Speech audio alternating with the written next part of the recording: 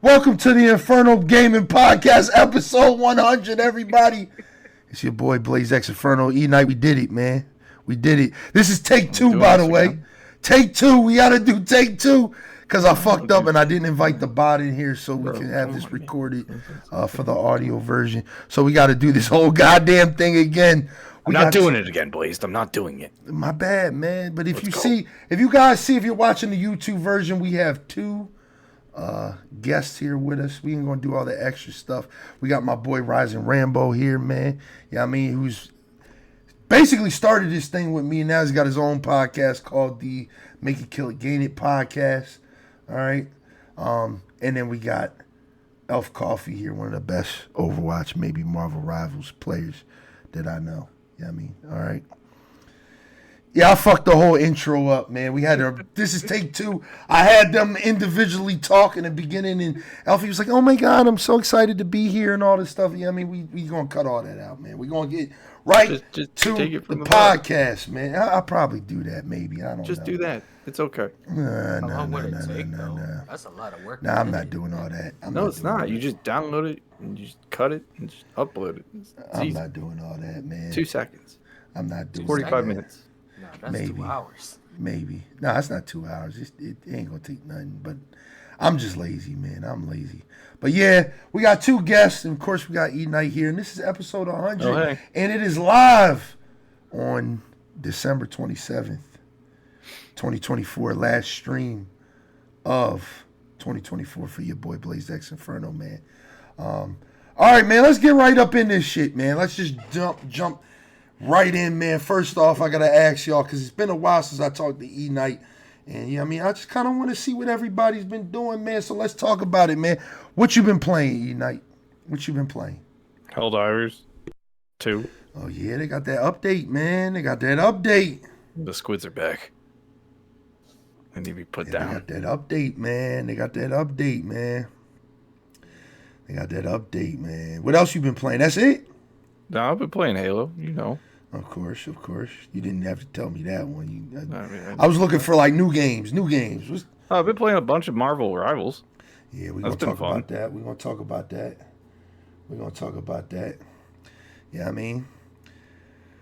What about you, Elfie, man? I'm curious to see what you've been playing. I know you've been playing Marvel Rivals. Discord loves to let me know that, hey, your friend Elfie Discord is playing. Discord is nosy as hell. Yeah, I know. Discord be snitching on people, dog. Yo, Discord let me know that Rambo had 80-something hours in Cyberpunk in a week. And I was like, bro, this man needs a life, dog. Like, this man needs a life, dog. You know what I mean? Man, leave me alone, man. But nah, man. Elfie, what you been playing, dog? What you been playing? I mean, yeah, obviously Marvel Rivals, Overwatch. I've been playing a lot of Infinity Nikki.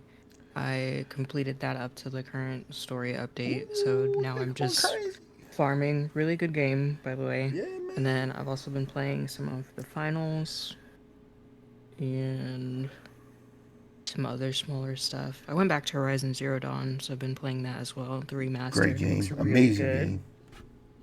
game. But yeah, that's all that's been on my rotation. I'm trying my best to get through. I haven't really been playing a lot of super duper new games because I'm trying to get through my backlog of games so I can prepare for all these games that are coming out in like March, February. So I've been going back to Lost Judgment. It's it's related to the Yakuza games, but it's sort of its own separate thing. I've been trying to finish that, and then I went back to Cyberpunk, of course. Great game. Now, can you tell everybody in the chat or everybody who's listening to the audio or video version of the podcast, you know what I mean? What is Infinity Nikkei, man, or Nikki? Is it Nikki or Nikkei? Nikkei is that's the other game. That's right, yeah. Infinity Nikki. Let everybody know about that game a little bit. Infinity Nikki is basically like if Mattel, which is the creators of Barbie, made a Genshin, and instead of getting artifacts and swords, it's literally like dress up. Like you just have to outserve people and then you get rewards, but the story is actually really good and intriguing.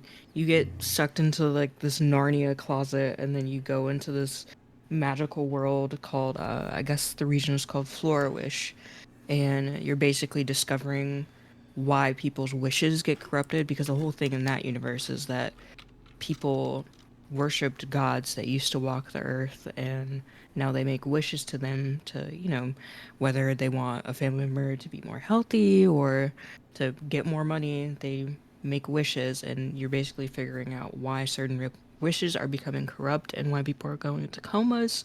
It's actually a pretty good game. It's a big map to start off with.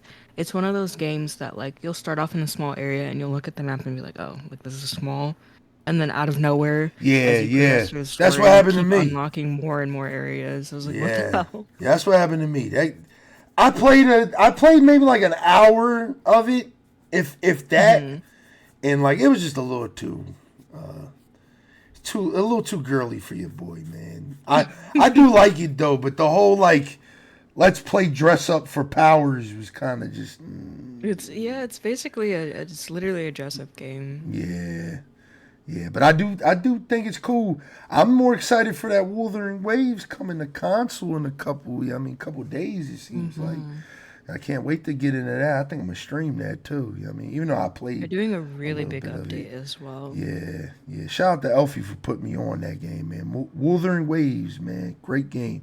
Great gotcha game. It's probably the best Oh, it's a one. gotcha game? Yeah, Okay. probably the best. Probably, I think it's better than Genshin, man. Me personally, I think Genshin's just it's too basic. I mean, you got two attack buttons. This you got parries, you got perfect dodges. You have so much like shit going on, man. Okay. You know what I mean, hold on, I gotta say something from chat real quick because I got Gundar calling me out. He said, this is because I said Infinity Nikki is too goddamn girly. He said, but don't you like Final Fantasy X too? Which is, a full, female cast, but that game is just amazing. It's great. It's a great game. You know what I mean? But yeah, all right, Rambo. What the fuck you been playing besides Cyberpunk, man? I know you played one of the greatest games of last year. My favorite game of last year. I know you just played it. Let me get a small little, review of that game. And if you don't know what I'm talking about my boy Rambo just played greatness. He just played the Resident Evil 4 remake. My favorite game of last year, man. I've been playing it too. Since he told me he played it, I went back to playing. I beat the whole game again. You know what I mean? I'm halfway through my third playthrough of the game. So, you know what I mean? Tell us how you like that game, man. Because I know that's what you've been playing, man. I mean, before we jump into that, there are other games that I actually played. Helldivers 2, aka the what's it called? The automatons?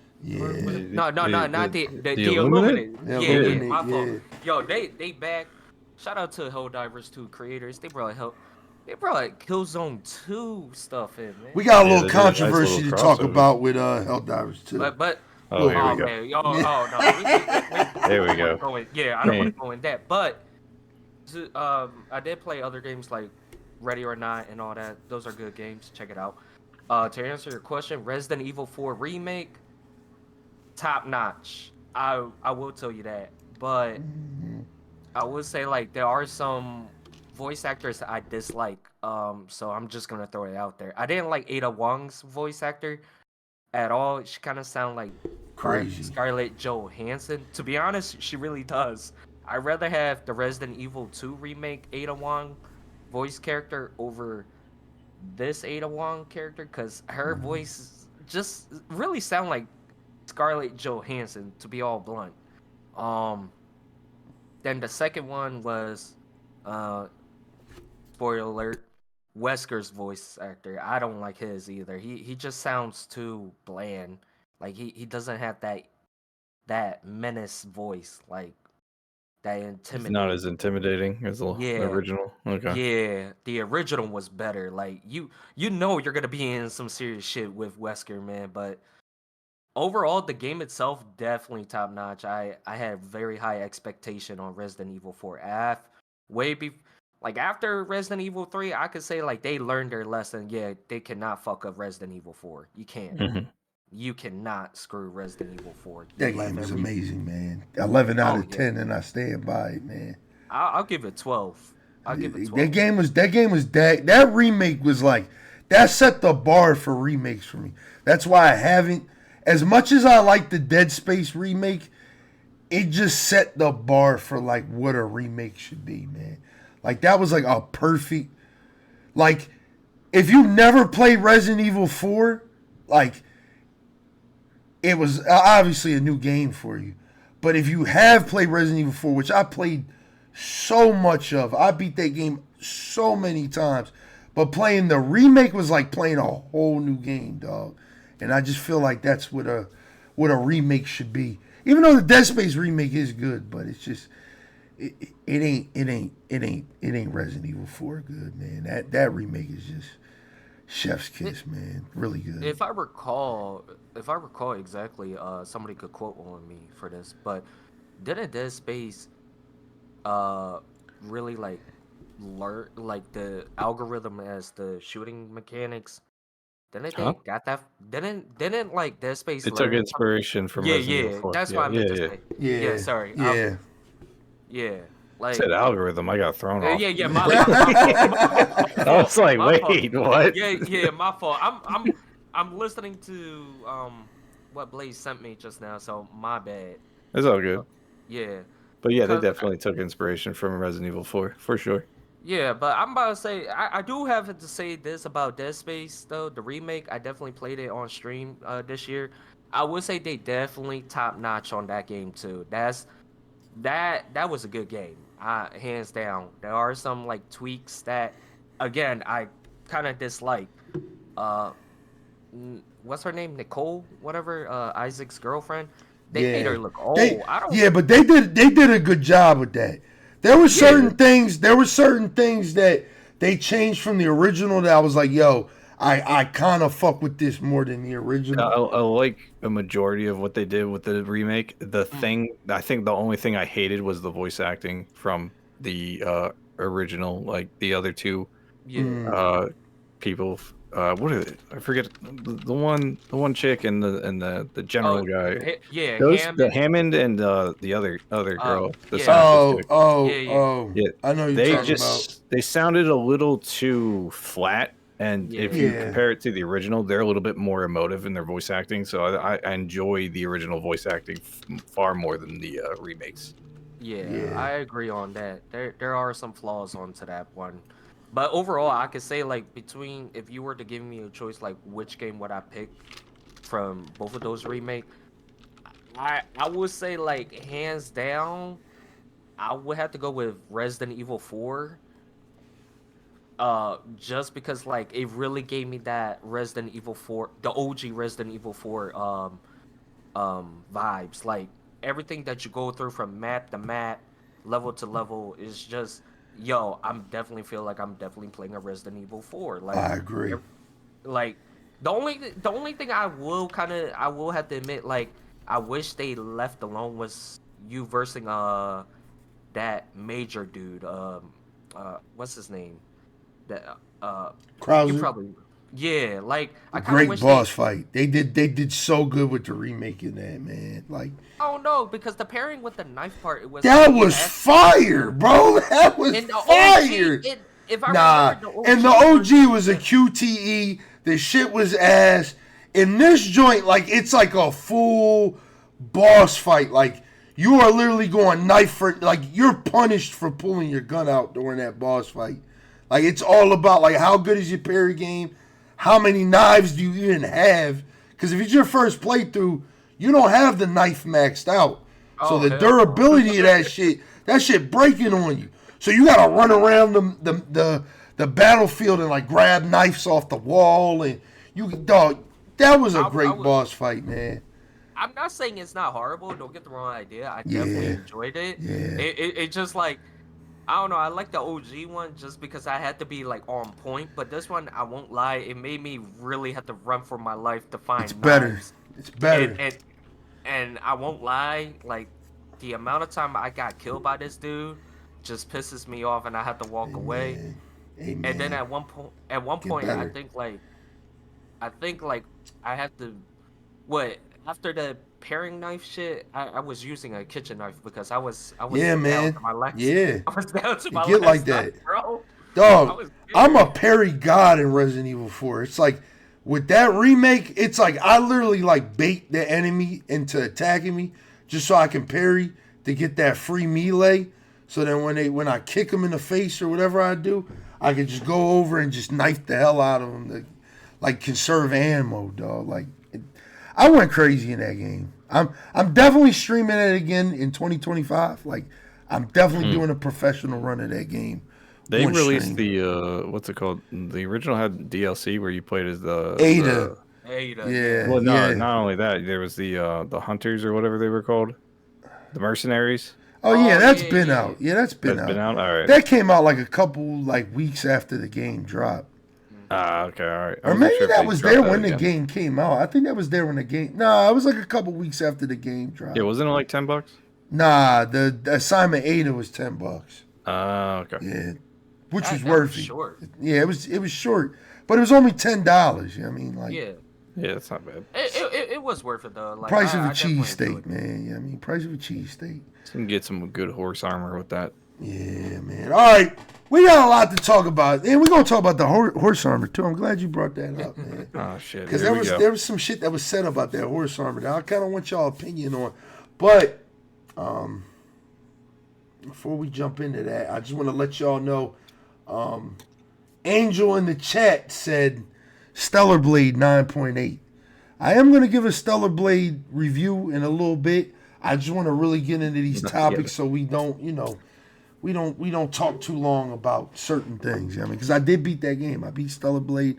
I really liked it. I want to talk about it. So we're going to talk about it in a minute. But before we do that, I'm going to let y'all know the itinerary for this podcast. This is going to be our Game of the Year list podcast. You know what I mean? We got our Game of the Year list. I got my Game of the Year list. E-Knight's got his. I think I told Elfie, I didn't tell Rambo. What we're going to do is me and E-Knight are going to give our top 5 for the year. Once we get to, number 2, that's when I want y'all to give us your number 2 and y'all number 1. What do y'all think was the best game of the year? Yeah, I mean, we're gonna do that. We're gonna do that in a little bit. Madden 25, Jesus. Before Madden 25 is like crazy. Madden 25 is crazy. Yo, no. Not in the year when NCAA came out, dog. That's crazy. That's crazy. But before we do that, we're going to talk about the controversial Game Awards, man. The Game Awards this year I thought it was good. I really liked the show. I liked all the things that got announced. We're going to talk about that too. We got to talk about the announcements. There was a lot of announcements this year in the Game Awards. You know what I mean? But before we talk about Game of the Year, I'm gonna pull up on my second screen. I'm gonna pull up me and E-Knight's predictions for certain things. And then we're going to see if we was right on a lot of these. So the first thing we did was best multiplayer. So we're going to go to best multiplayer, right, for the Game Awards. Let me find that. Best multiplayer is right. Fuck is it? Best multiplayer. Boom.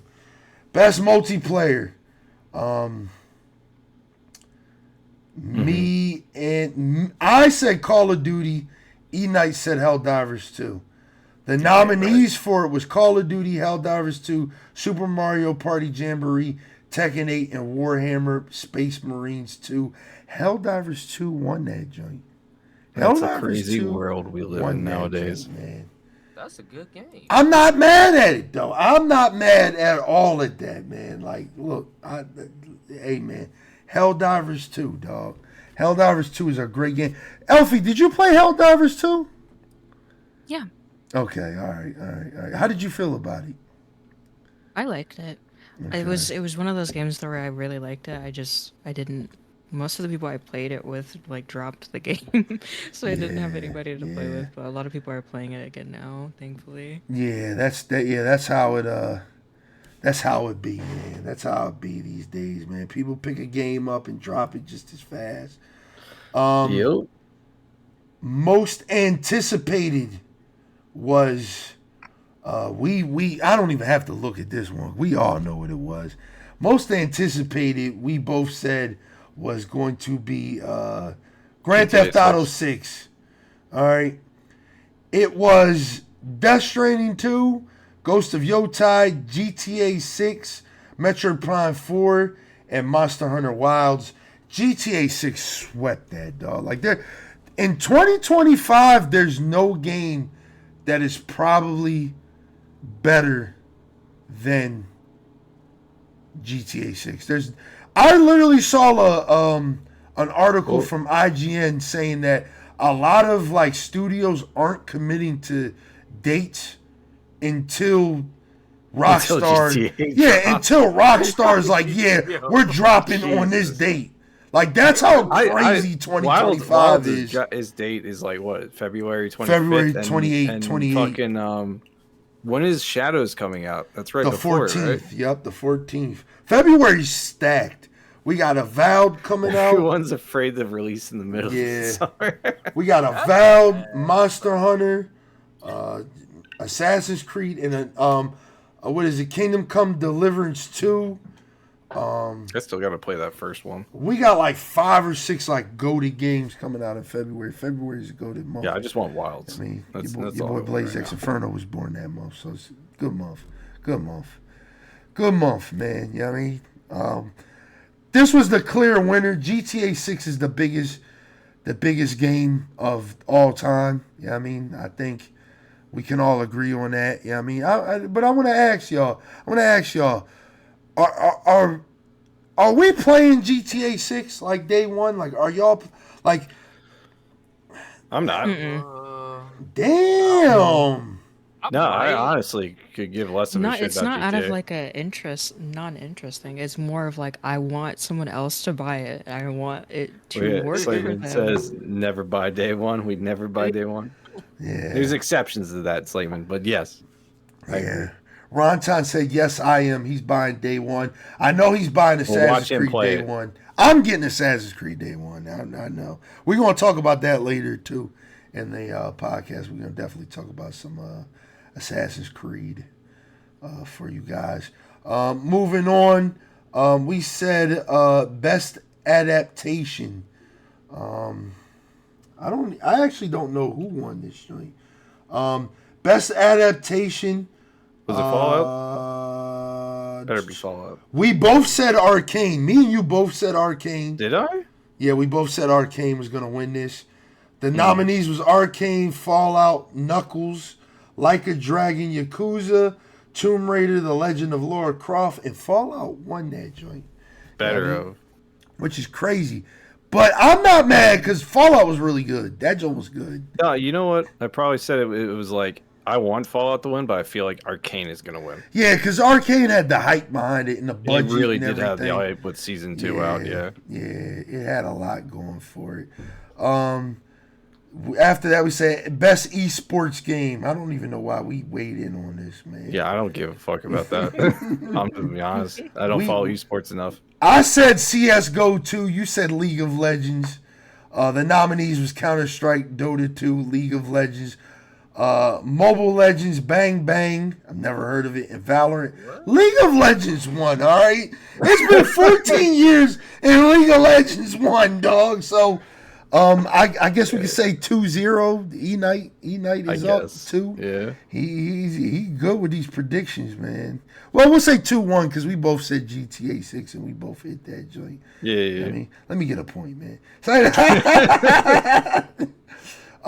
Best RPG. Let me find that because this is the one we had a nice little discussion about because, you know, I'm an RPG head, man. We both said Metaphor ReFantazio was going to win. The nominations were Dragon's Dogma 2, Elden Ring Shadow of the Erd Tree, Final Fantasy VII Rebirth, Like a Dragon Infinite Wealth, and Metaphor ReFantazio. Metaphor ReFantazio won. I plan on playing that game in 2025. I'm going to let y'all know right now, man. I'm going to let y'all know I'm planning on playing a 300-hour RPG next year. It'll probably take me a year to play and beat it on stream. So bear with me with that one, man. That shit's gonna take me forever, man. All right. Do you guys have any plans to play that, man? That's Atlas's new game. The same people behind Persona. If you play Persona. I've never played any of the Personas. I've seen people play them. I don't know if I jump into. I usually don't jump into like the anime-esque RPGs. Yeah. It's usually, I don't know how to say this. Sometimes they're like bogged down with tutorials about like stuff left, right, and center. So it kind of just gets annoying. Mm-hmm. Like the closest I'll ever get so far has been like Final Fantasy or Pokemon. Yeah, definitely Final Fantasy. What about you, Elfie? I know you like the anime shit, man. You an anime girly.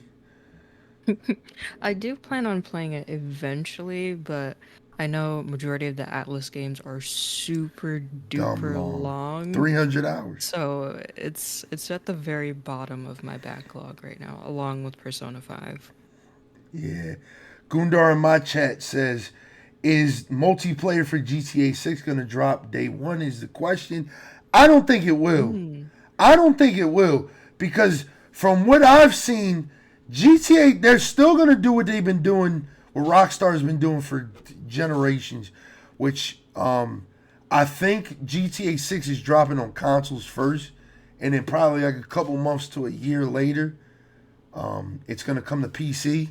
And I think once it comes to PC, that's when we'll get the role play, the GTA. Even though it comes to PC, I'm still not buying it until like maybe. I gotta. Unfortunately, I gotta buy it twice. If they do that, I gotta buy it twice. I'm just saying because based on how like the original I'm buying GTA that 5 shit. Online functions. Oh yeah, when it first came out, yeah. I'm gonna just go off of that and go. It's gonna be a shit fest until they fix it, and I'm gonna be like, that's when I'll get it, and I'll play the single player and check it out. Yeah, man, 100%. Which would be great. 100%. All right, after that, we dove right into the main topic after that, man. So what we both said, which is crazy, right? You picked two. I have you down for two. All right, for Game of the Year, I picked Elden Ring. I said Jeff Keighley's going to dick ride. It's going to be Elden Ring. You said Astrobot or Metaphor. You know what I mean?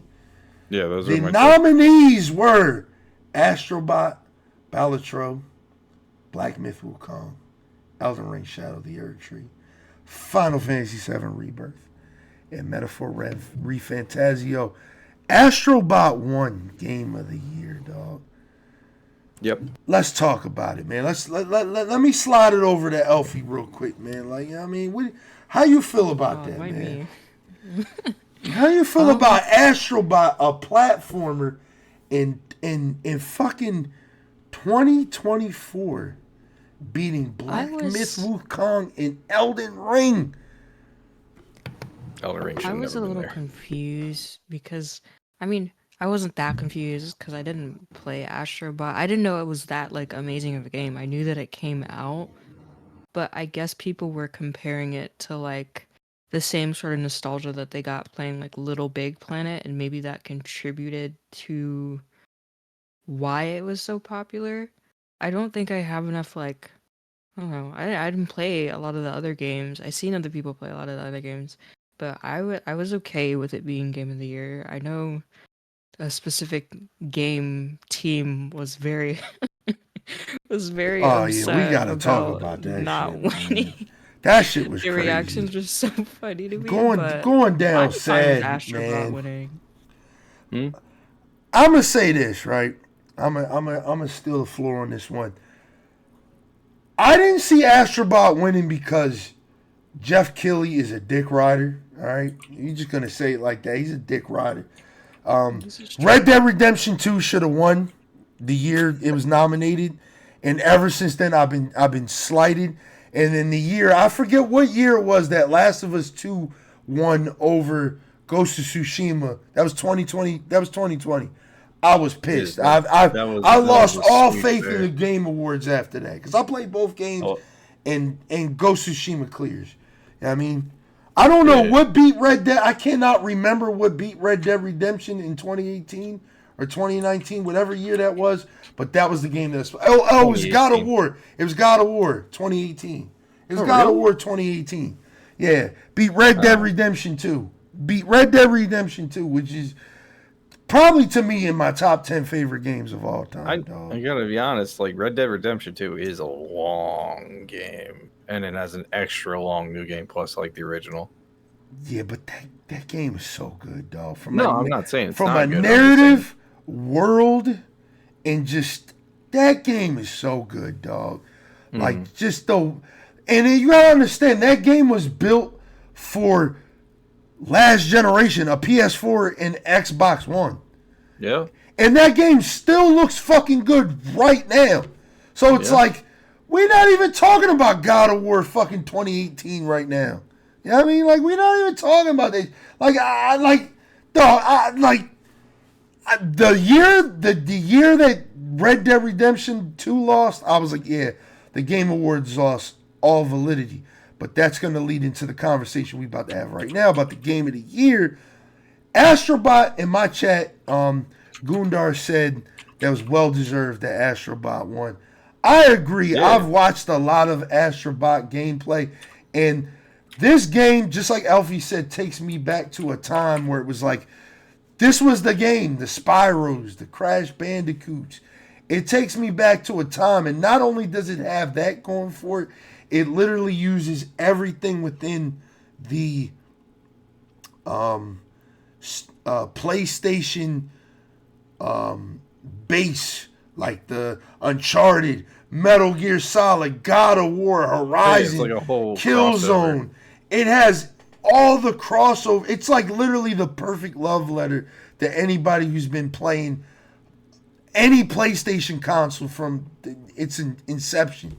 So it's like, it's just a perfect game. And like he just said in my chat, it showed that gaming is still allowed to be fun. And I think the problem that a lot of people had with Black Myth Wukong losing is that people feel like hype is everything. And this is where, I do what I do. You know what I mean? This is where I do what I do, and I play devil's advocate, and, I go against the grain, because I looked at Black Myth Wukong, and just like Liza P, Neo, all of these Souls clone games that come out, it just looked like that. It looked like a very uninspired game. It looked like a really flashy, really cool-looking game, but outside of that, it looked like, again, my favorite analogy these couple days has been, it looked as big as a lake, but it was as shallow as a puddle, dog.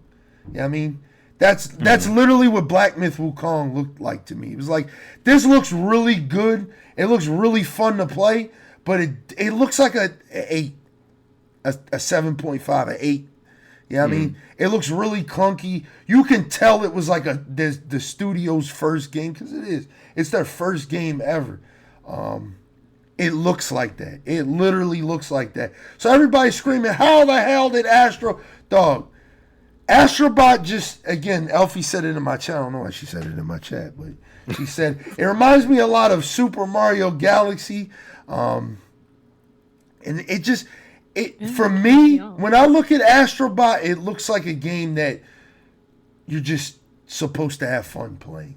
You know what I mean? You're supposed to just have a good time playing, tell man. Me that games are meant to be fun and not job? You gotta understand, nowadays progression isn't anything. I'm just happy that Elden Ring ain't win, that DLC ain't win. I'm happy. I mean, I think it shouldn't have been there in the first place.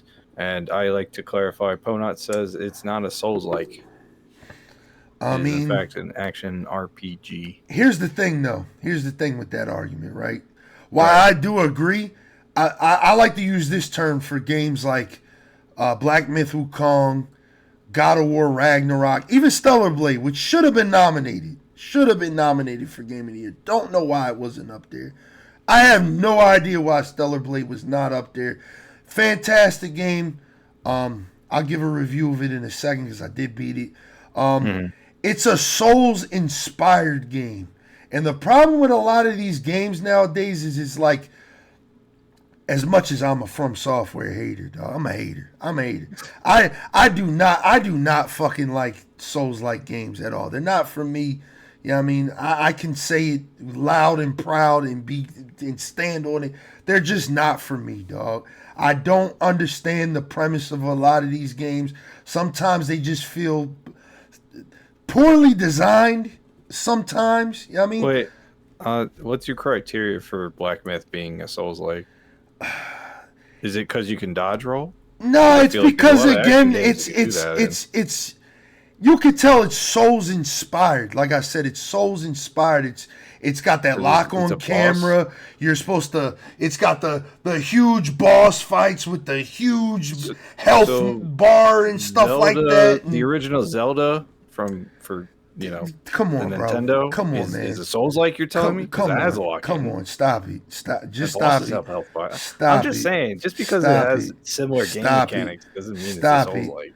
Stop it, dog. Again, I have no time to argue with Souls-like niggas or Souls players today. I have no time to argue with y'all niggas. Y'all are so far gone to me at this point because when it lost Game of the Year, y'all were crying, y'all. How the hell? It was the greatest game. All right, man. Like, what are you talking about? What? Because Elden Ring DLC didn't win? People were pissed about that. Shouldn't have been there. Shouldn't have been there. Shouldn't have been there. 100% shouldn't have been there, dog. I don't care how good that shit is. I stand on it. If Cyberpunk's DLC wasn't nominated for Game of the Year and that shit was a fucking cinematic storytelling masterpiece, why the fuck is Elden Ring DLC up there? Also, we have forced this man play Elden Ring twice, and he hates it. I'm not doing it. I'm carried during the second time. I'm sorry. I'm not. Listen, I'm sorry. I'm just not the targeted audience. I don't have time to fight a boss for 3 hours straight, 2 hours straight, just to say, yes, I finally did. I have better things to do with my time. I got a kid on the way, nigga. All right? Babies wake up every 2 hours, nigga. You mean to tell me by the time I beat a boss... Oh, no, let me not even come with this argument. Because they're going to say the same thing they always say. Just get good. Just get good. I can't repeat that, Pona. It's just, they're just trash, man. They're trash. They're trash, man. No, you did not beat the game at all. Listen, I'm reading your chat. I'm still getting through the base game, but I'm having a blast. Nah, man. Listen, this is where we segue off into two things, right? They announced a new Elden Ring game, man, that people were really excited for. I am excited for that. And I'm going to tell you why I'm excited for Night Rain. Because I get to play it with, I get to suffer with my friends, dog. All right? I get to suffer with people. You know what I mean? You can't do it because the fucking co-op for that game is shit, dog. It's shit. Shit. They gotta be standing. They gotta be standing at the same area. The whole reason for getting that Night Rain game is because the player mod was so fucking popular. That's right. I get to suffer with my friends. I'm glad. I can't wait. It is 1 to 3 players. I can't wait to suffer with my friends. BK says, don't you like Bloodborne though? I do. I love Bloodborne. Fuck no. I didn't even beat the first boss. I fucking love that game though. I love that game from an aesthetic. Like art form, dog. I think the city of Yharnam and everything is just amazing, dog. It's amazing. Like I agree. We need another boomer shooter like Wolfenstein. The way they did Bloodborne is just immaculate, dog. It's just that game too hard, nigga. That first boss beat my ass so many times. You don't know how many times I restarted Bloodborne, dog. And Poe not talking all this shit like she told me I'm gonna carry you through Bloodborne. She's never done it yet. She's never pulled up yet. Well, tell them to re-release that shit on PC. We will do it. Hey man, they ain't doing it, man. Sony gatekeeping for real. Oh, is 1 or 3? You can't run 2 players. That's fine. As long as that Night Rain game is crossplay, because I'm tired of Bandai and just them not believing in crossplay. You better get that shit on PC. I'm not buying it twice, dog. I'm getting it on PlayStation, and that's the bottom line. I'll gift it to you on PC. You can have 2 separate saves. You know what I mean? But I'm excited for that Night Rain game. Octavius We'll talk. We'll talk. That's fine. Yo, dog. Listen, one thing about me, bro, is I have no fucking like when it comes to Souls-like games, and people tell me, "Oh, just get good." Like it does nothing to me. It does nothing to me. It rolls right off my back, bro. It's not an insult. Listen, even if it was, it wouldn't matter to me. It's just not my. It's not my. I'm not the targeted audience for them games. No, that's fair. I am not the targeted audience for them games at all, dog. At all. But shout out to Astrobot. I tweeted it all day that day. Fucking Elden Ring got defeated by a fucking bot, dog, and it was a great fucking feeling. Wukong got beat by a fucking bot, and it was a great fucking feeling. This poker game that's apparently really good that I'm gonna play very soon got beat by a fucking bot. I mean, that was actually kind of impressive that the indie mobile game got nominated for Game of the Year. It was. Made by one dude, and it was. That's a good achievement. All right, so let's move on. Because we spent a lot of time. Best game direction. All right, we was both wrong with this. I said Elden Ring. You said Wukong. The nominees were Astrobot, Balatro, Black Myth Wukong, Elden Ring. Again, for some reason. You know what I mean? Because, you know.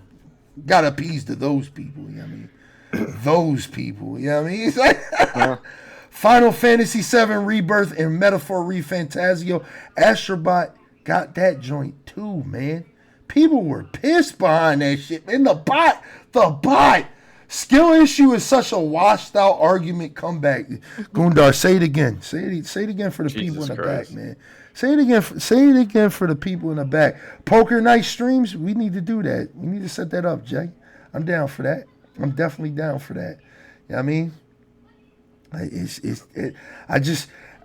The Elden Ring players were sick that night. They're like, how could it? You know what I mean? Imagine a game just being fun and not frustrating and just with bad mechanics, just winning. It's crazy. It's fucking crazy. Yeah.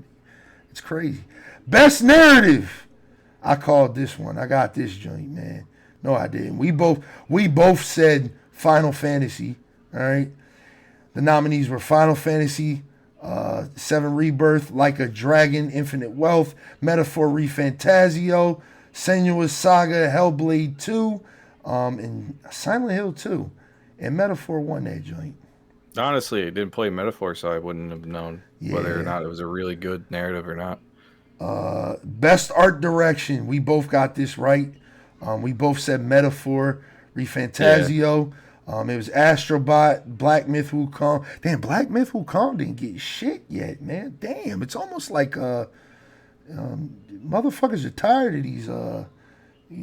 These boss fight games. I mean, these fucking oversaturated boss fight games. I mean, Elden Ring, Shadow of the Erd Tree. Damn, it didn't win this. I can't believe it. I cannot believe that our Lord and Savior Elden Ring did not win. You know what I mean? It went to Metaphor ReFantazio, man. You know what I mean? Best score in music, we both said Final Fantasy. This is where I get to, talk about it a little bit. Best score in music was Astrobot, Final Fantasy VII Rebirth, Metaphor ReFantazio, Silent Hill 2, and Stellar Blade. Stellar Blade would have been a good pick as well. But Final Fantasy VII Rebirth won that joint. Well deserved. Probably the most deserved award of the night. All right. That soundtrack slaps. If you played it, you know. That soundtrack is fucking immaculate, dog. Immaculate. I mean, why wasn't Elden Ring on here, man? That's crazy. I mean, do you know why Elden Ring wasn't on here? Me neither. I don't know. I didn't get that far. Me neither, man. I know you did. I definitely didn't get that far. You know what I mean? Yeah. Why does it sound like you're capping, man? Why you capping? Capping? Who's capping? Peak Dog side quest music. Real shit. Dog, I knew Final Fantasy was good music-wise when that game had, for its side quests, had its own individual music. That shit's Purple crazy. Anthropo, welcome in. That so shit's which crazy. is more deserving to be nominated, a remake or a DLC? That's a good question. I will say that the final, I probably said this last time, but the Final Fantasy VII Rebirth is a totally different game than the original. It is. It follows a different style of narrative. Same characters. What y'all think, chat? Similar music. What y'all think? What's more deserving of a nomination? DLC does not. A DLC or a remake? What about you, Rambo? What you think? A DLC or a remake? What do you think is a better nomination? It's Final Fantasy VII Rebirth. Can you repeat that? I'm sorry. I had both of y'all. What do you think would be the best? No, you're good. You're good. Go ahead. Nomination wise, a DLC or a remake of a game? That's a tough one because it's easy. It's easy. It's super easy. I'm gonna just go with the remake. It's easy. Thank you. What about you, Elfie? For which category? I'm sorry. There was Like, so much. what do you think is more deserving of a Game of the Year nomination? A DLC or a remake? You know what I mean? A remake. Thank you. Remake every day, and I'm gonna explain why. Right? We're going just like we talked about before we started this podcast. We talked about it. You know what I mean? During the podcast, actually, Resident Evil 4 remake. You know what I mean? That game, I've beat Resident Evil 4 so many times, 1 billion times. The original on GameCube, so many times. But me playing the remake, it felt like a totally different game. Totally different game. It felt like I was playing hey, this game was outdated as fuck. We upgraded everything. We changed kind of the pathing of the story and where you go to where it's not super familiar, but it's like, it feels new. You know what I mean? A DLC being nominated for Game of the Year just don't sit right for me because, again, if we're going to nominate Elden Ring, where the fuck was Cyberpunk Phantom Liberty at? Phantom Liberty clears. It clears. It fucking clears, dog. You can't. They literally changed the entire game with that DLC, dog. It changed the entire game. It changed the ending of the whole game, dog. Like, just, come on, man. Jay, I actually agree with you to a certain degree, but I think the problem is you got to do remakes versus remasters, right? I think remasters are a cash grab, and they just play on your nostalgia, which we've talked about 1,000 times on this podcast. I've talked about nostalgia is every gamer's fault. It's every gamer feeds in nostalgia. You know what I mean? You're a Call of Duty player, Jay. We just going to talk about Call of Duty real quick.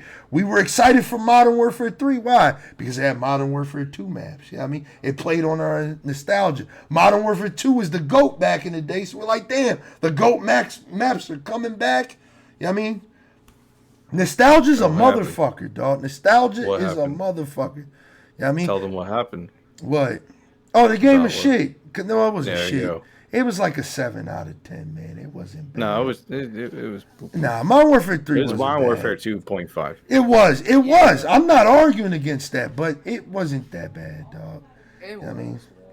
Remakes are giving you a full price patch. Remaster is some BS, especially The Last of Us. Kind of insane they remastered The Last of Us Part 2 already. Thank you, Jamie. I appreciate you. I mean, we're done off that conversation now. Right? And then we did best ongoing game. We both said Helldivers. I think Helldivers did win that. It did win that. Yeah, I think it beat Fortnite. That was surprising to me because Fortnite be out here grinding like crazy.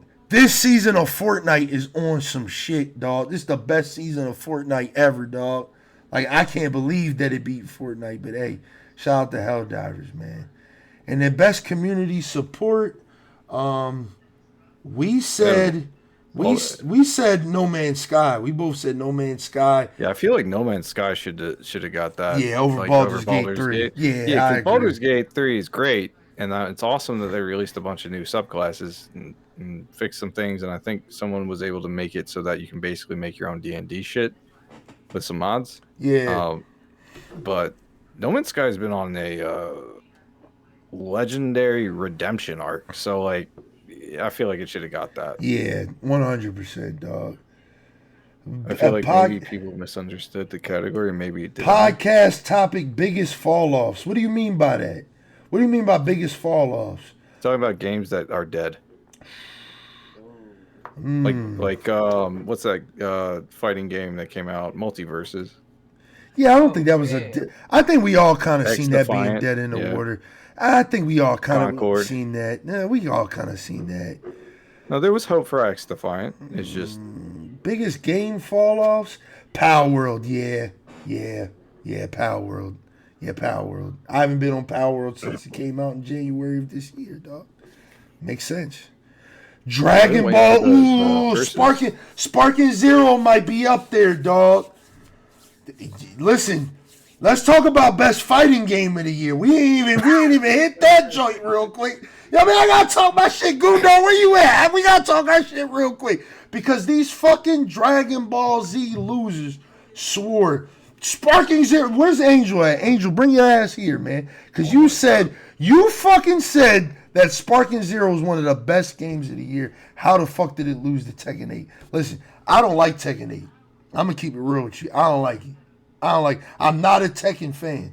I'm not a fan, but it was not cooking Tekken, dog. It was not cooking Tekken, dog. Dragon Ball flop. Real shit. That game is been deleted off my hard drive for almost a month. It's gone. Game is gone. Okay, so can I ask you something? Can you give me a recap why Dragon Ball flop, in your opinion? It's the player base, man. They ruined that shit, dog. Like, it's supposed to be a fun... Number one, it didn't have crossplay. That's an L to me. You know what I mean? Every fighting game out here's got crossplay, but fucking right there. But fucking Sparking Zero, number one. That's the biggest L it took. And number two is the player base, bro. The player base ruined that game, dog. It's supposed to be a fun game where we supposed to talk shit and reenact fights and shit, and people just became super sweaty on that shit and ruined that joint. Dog, there was a tournament in Florida that they literally played for an hour. An hour. They ran a set for a fucking hour. Because all they kept doing was just fucking instant transmission in behind each other forever until one of their energy bars went out and then they finally got to attack.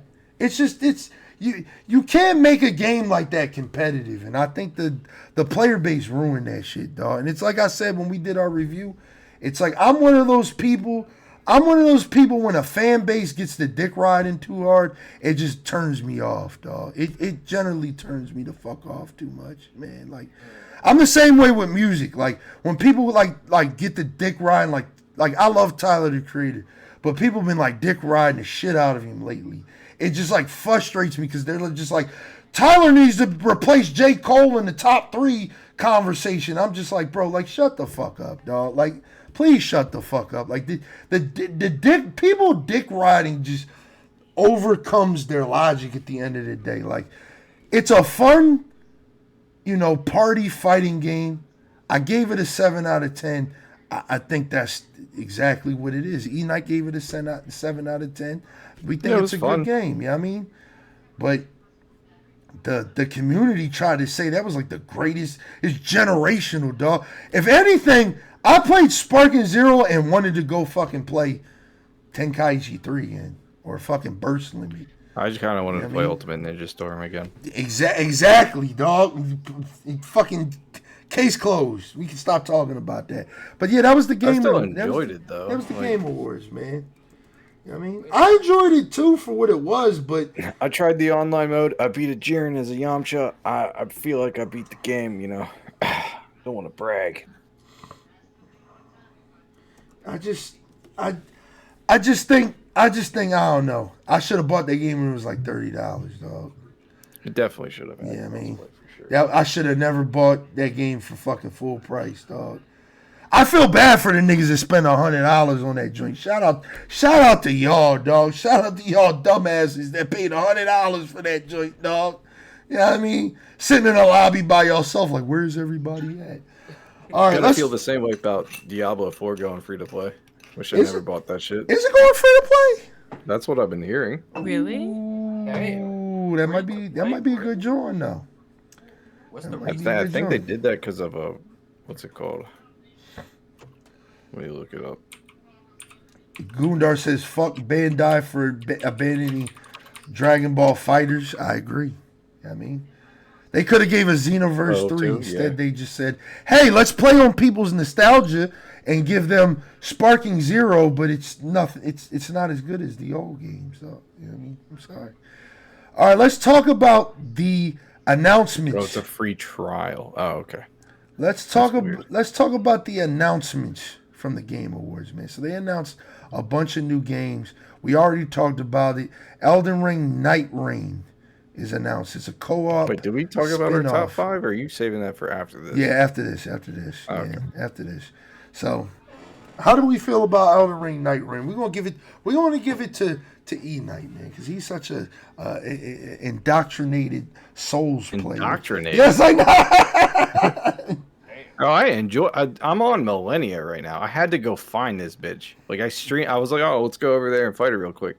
She's an optional boss. I thought she was a story boss. The way people hyped her up. Yeah. I was like, yeah, I had to go on a journey to find her. Like that shit is crazy. Yeah, I mean. But yeah, Night Reign's gonna be fun. Yeah, I'm excited for that joint too. It's got multiple game mechanics from other Souls games too. Like, what does it go? It's got like switch mechanics from the Bloodborne series, and then it's got parrying and movement mechanics from Sekiro. And it's like a roguelike.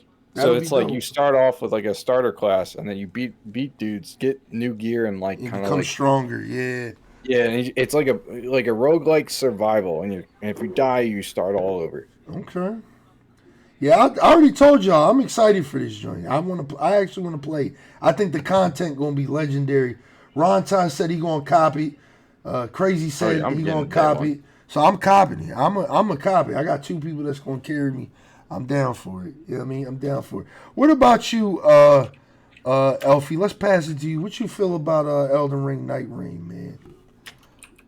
I don't know. Honestly, if I have people to play it with, I'd be down to try it, because Souls-like games for me, like, I've always felt like, and it's so dumb, but I've always felt like I'm not gamer enough for those games. Don't hold back. They're so hard. I'm like, what the like? I just want to chill and have a good time. But if I'm playing with people and I have something Please don't say that. They're gonna tell you to get good. They're gonna tell you to get good. You know what I mean? They're gonna tell you to get good. They're gonna tell you you're not a real gamer because you just want to have a good time with the game. I mean, Astrobot won for a good reason. Showed you. So, you know what I mean? I just looked it up, boys. I'm gonna have to copy Night Reign because it does not support crossplay. Oh well, yeah. Because I ain't buying it. It's on brand though. No, she wants to have fun.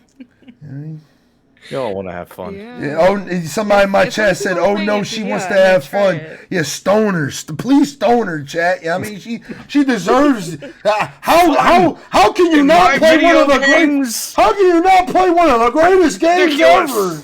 Man, get the fuck out of here, man.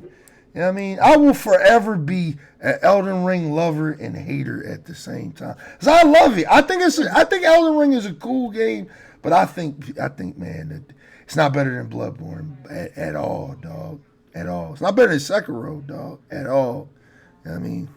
Octavius, like, I want to play games that make me weep blood. Then why don't you play Elden Ring, Octavius? Why don't you just go start random fights with people on the street, man? You know what I mean? That's the hardest difficulty you can possibly get. You know what I mean?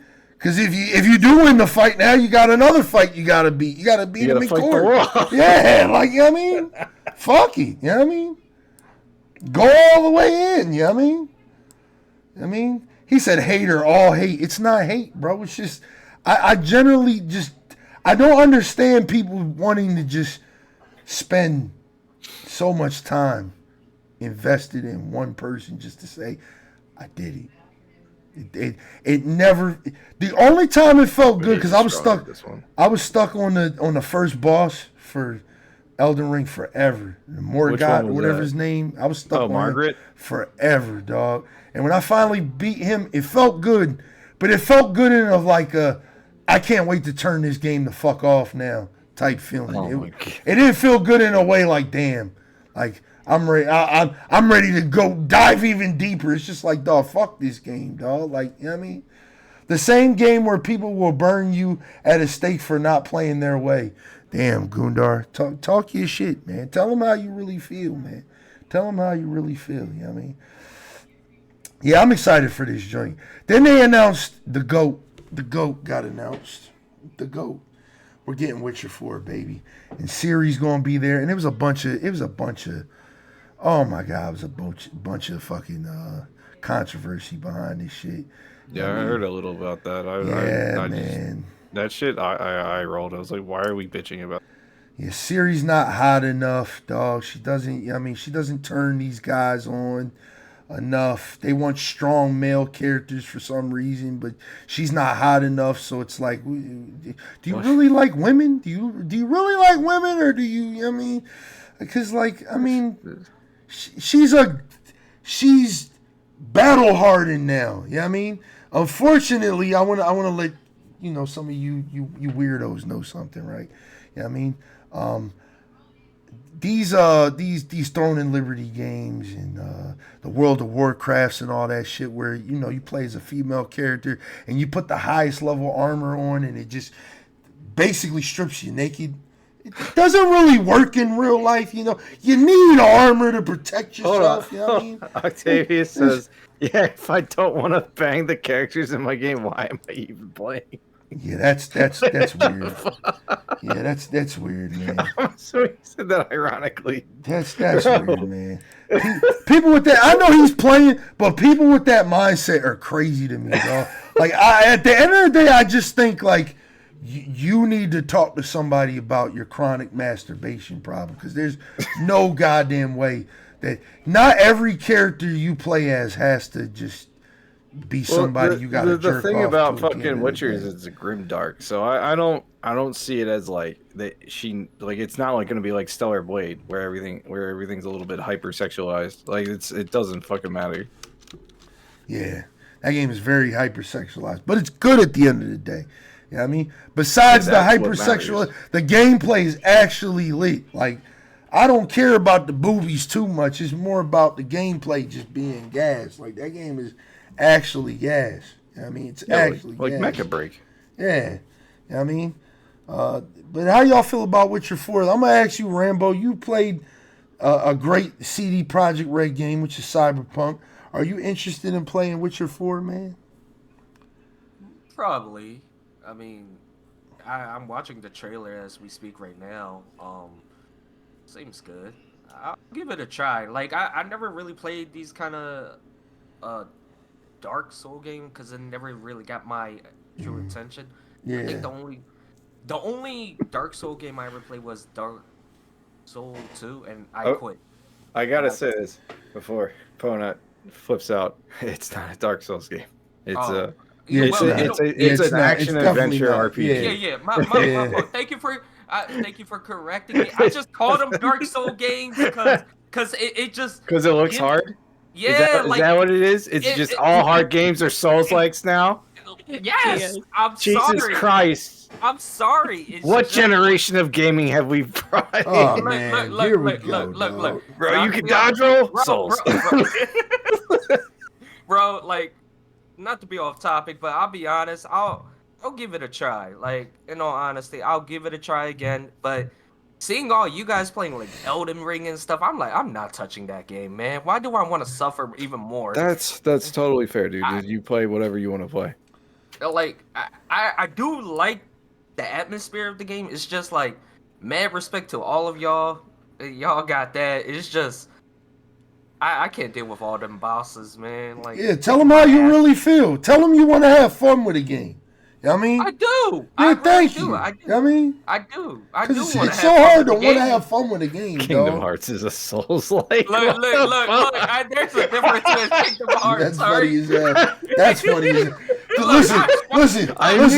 Listen. To Rambo, it's a Souls like. That man was getting his. Yeah, it is. That man was getting his ass beat in fucking Kingdom Hearts. I was like, dog, what is going on here, dog? Like, this is a child's game, bro. Like, look, I ain't gonna lie. Yeah, I was ass in Kingdom Hearts. I'm like, Rambo, the only person to rage on Kingdom Hearts. That's what Goondar said. It's real shit. I would take all accountability on that. Oh, what's up? Jay says, Witcher's a better Skyrim. I mean, listen, I'm gonna keep it real with you, dog. I don't get mad when people say Witcher's better than Skyrim. I always kind of tell people, and this is a hot take. This might be a hot take. I mean, I don't think it is though. If you look at the history of gaming, right?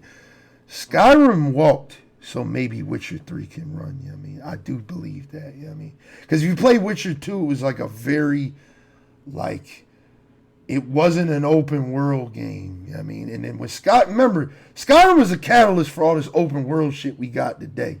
The Skyrim was it. When Skyrim came out, everybody's like, everything needs to be an open world game. So I'm not mad at that. I like Witcher 3. I would put Witcher 3 in probably like my top 6 games of all time. Like, I do like Witcher 3 a lot. But Skyrim just the GOAT, man. You can't beat a game that's got fucking 13 years in and people still play it like it's brand new, dog. That's because they mod it like it's brand new. I'm sorry. I don't. I know you don't. I don't. But everybody else does. Not everybody, man. There's another BLAZEDxENFERNO out there, man. All right. What about you? I'm gonna ask Elfie. Being the lady here, right? How do you feel about people not being attracted to Siri? You know what I mean, they don't want to bang her, man. So they think the game is gonna be bad because they don't want to bang her, man. How do you feel about that? How do you feel about that?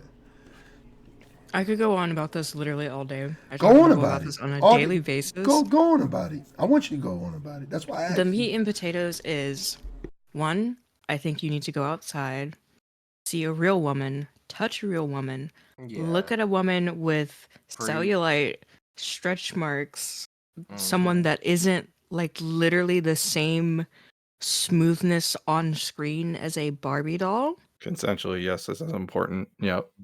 Yes, consensually.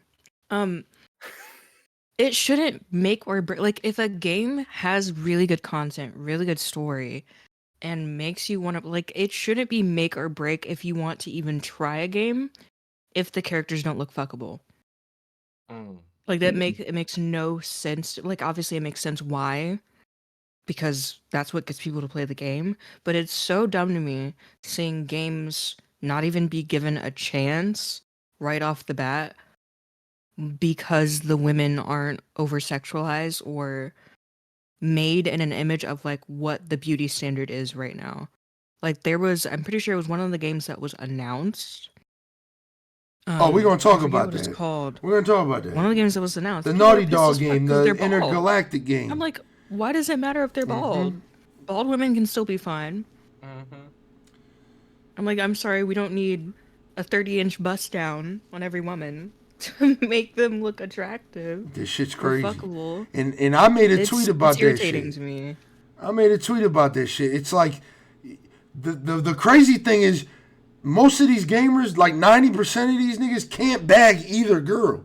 So it's like, who cares if you think she's attractive? Because if she was real in real life, you probably couldn't fuck her either way. So it's like, I don't get the way gamers are, dog. They're so strange, dog.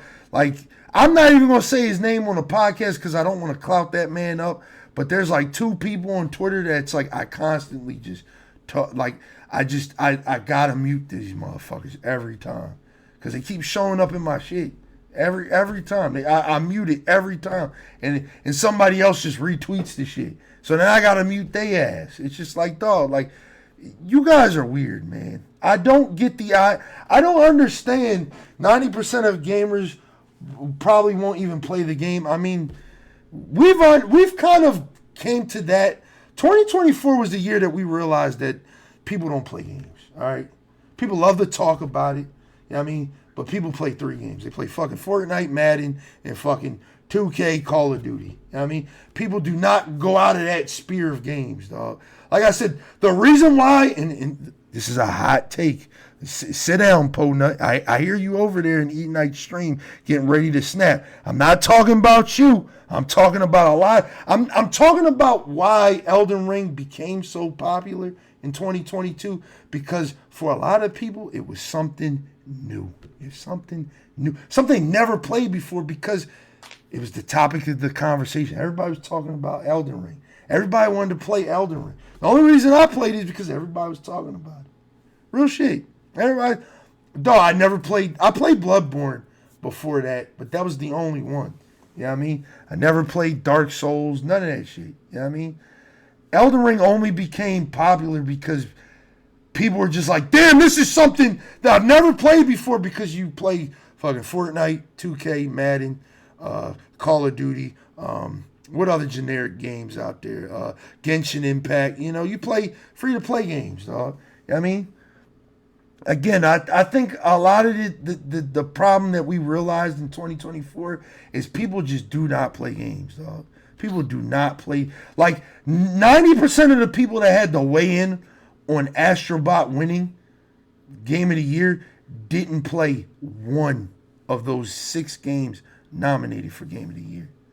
That's the craziest part about it, dog. I just want to say this because you guys brought up an interesting point about the fuckableness of a character. If those same people voted for Astrobot to win, do they think Astrobot is fuckable? Probably not. I mean, that would be weird if they did. I mean, it would be weird. Yeah, I mean, it would be weird if they did. Yeah, which games do these people actually play? But that's the thing. Like, what do these people play? Like, if everything is woke, these days, like, that's the reason why a lot of people were pushing for Black Myth Wukong to win, right? Because it was like this big anti-woke. The studio talked about like certain things that were kind of controversial and shit like that, and people were like, "Yeah, fuck women," like, "Yeah," like it was weird, dog. But like, literally from the eye test, looking at Black Myth Wukong, it looks like a Souls clone. It looks like a wannabe Souls-like game. It looks like it did nothing that fucking. It's the same thing that I talk about with I can't think of that game, like Destiny 2 compared to the First Descendant. The First Descendant wants to be everything that Destiny is without doing what Destiny did to be great. You know what I mean? That's the way I feel about Black Myth Wukong. Does it look great? Absolutely. No, it's on the Unreal Engine. Of course, the newest Unreal Engine. Of course the shit gonna look good. I mean, of course the shit gonna look good. You know what I mean? But does it flow the same way Elden Ring does? I'm gonna keep it real with you. As much as I fucking hate Elden Ring, it does feel good to play sometimes. You know what I mean? It does feel satisfying with the combat and the mechanics that you could tell are tailored to the game. You know what I mean? Black Myth Wukong just looks like a uninspired game. It's like, oh yeah, that's what's popular right now. Everybody likes these boss gauntlet games. Yeah, let's make something like that. You know what I mean? Like, it doesn't feel like it was made with heart, and that's why the developer of that game. Well, you're saying that from a person that's played it, or person that's I said from the eye test, just from the outside. I said that from the outside looking in, it doesn't. There's nothing for that game that makes me be like, damn, that looks like a game that I need to fucking play or buy, dog. It looks like another generic motherfucking. It looks like a Neo. It looks like a Liza P, which I heard Liza P is really good, but it just, again, I think as much as I shit on From Software games because I'm just bad at them and I don't like them, they've crafted that art of game. They've literally tailored those types of games. They are tailor made, dog. So when these games come out and they try to, replicate that same energy and that same flow, it just doesn't feel the same. It doesn't even feel remotely the same. It feels like this was like I remember like a couple years ago playing The Surge, which is a Souls-like game. You know what I mean? That's supposed to be like futuristic and shit. It just felt clunky and shitty. And the only reason people gave it a try is because you can lock on the enemies and there was bosses. You know what I mean? Other than that, it was not that good. You know what I mean? And that's what Black Myth Wukong to me looks like.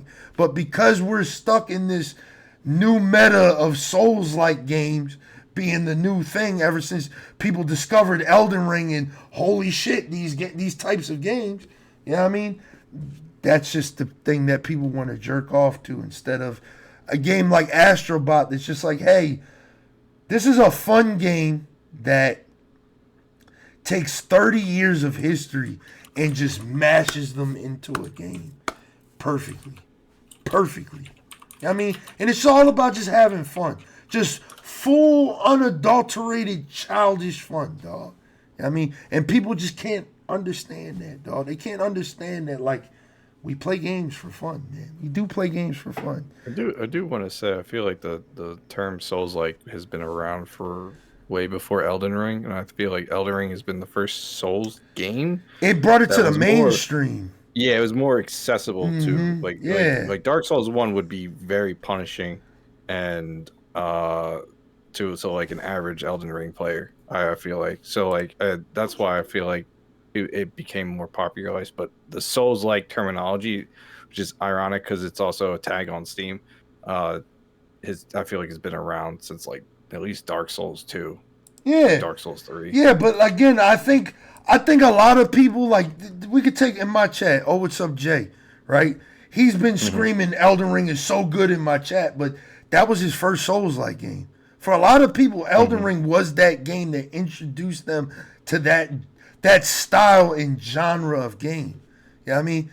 So, like, you know, again, like, I was familiar with the genre way before that, but Elden Ring was the one that brought it to the mainstream. And just like everything, when Fortnite became, let's go back even further than that. When PUBG came out, and PUBG was the greatest thing since, you know, sliced bread, what did everything become? A battle royale game. Yeah. So now we just live in that meta now where everything is just, if you can't lock onto the enemy and there's this big ass health bar and you hit them 1,000 times, but they can just tank through all of your hits and punish you for being overly aggressive, then people don't want to play it these days, and it's just weird to me. You know what I mean?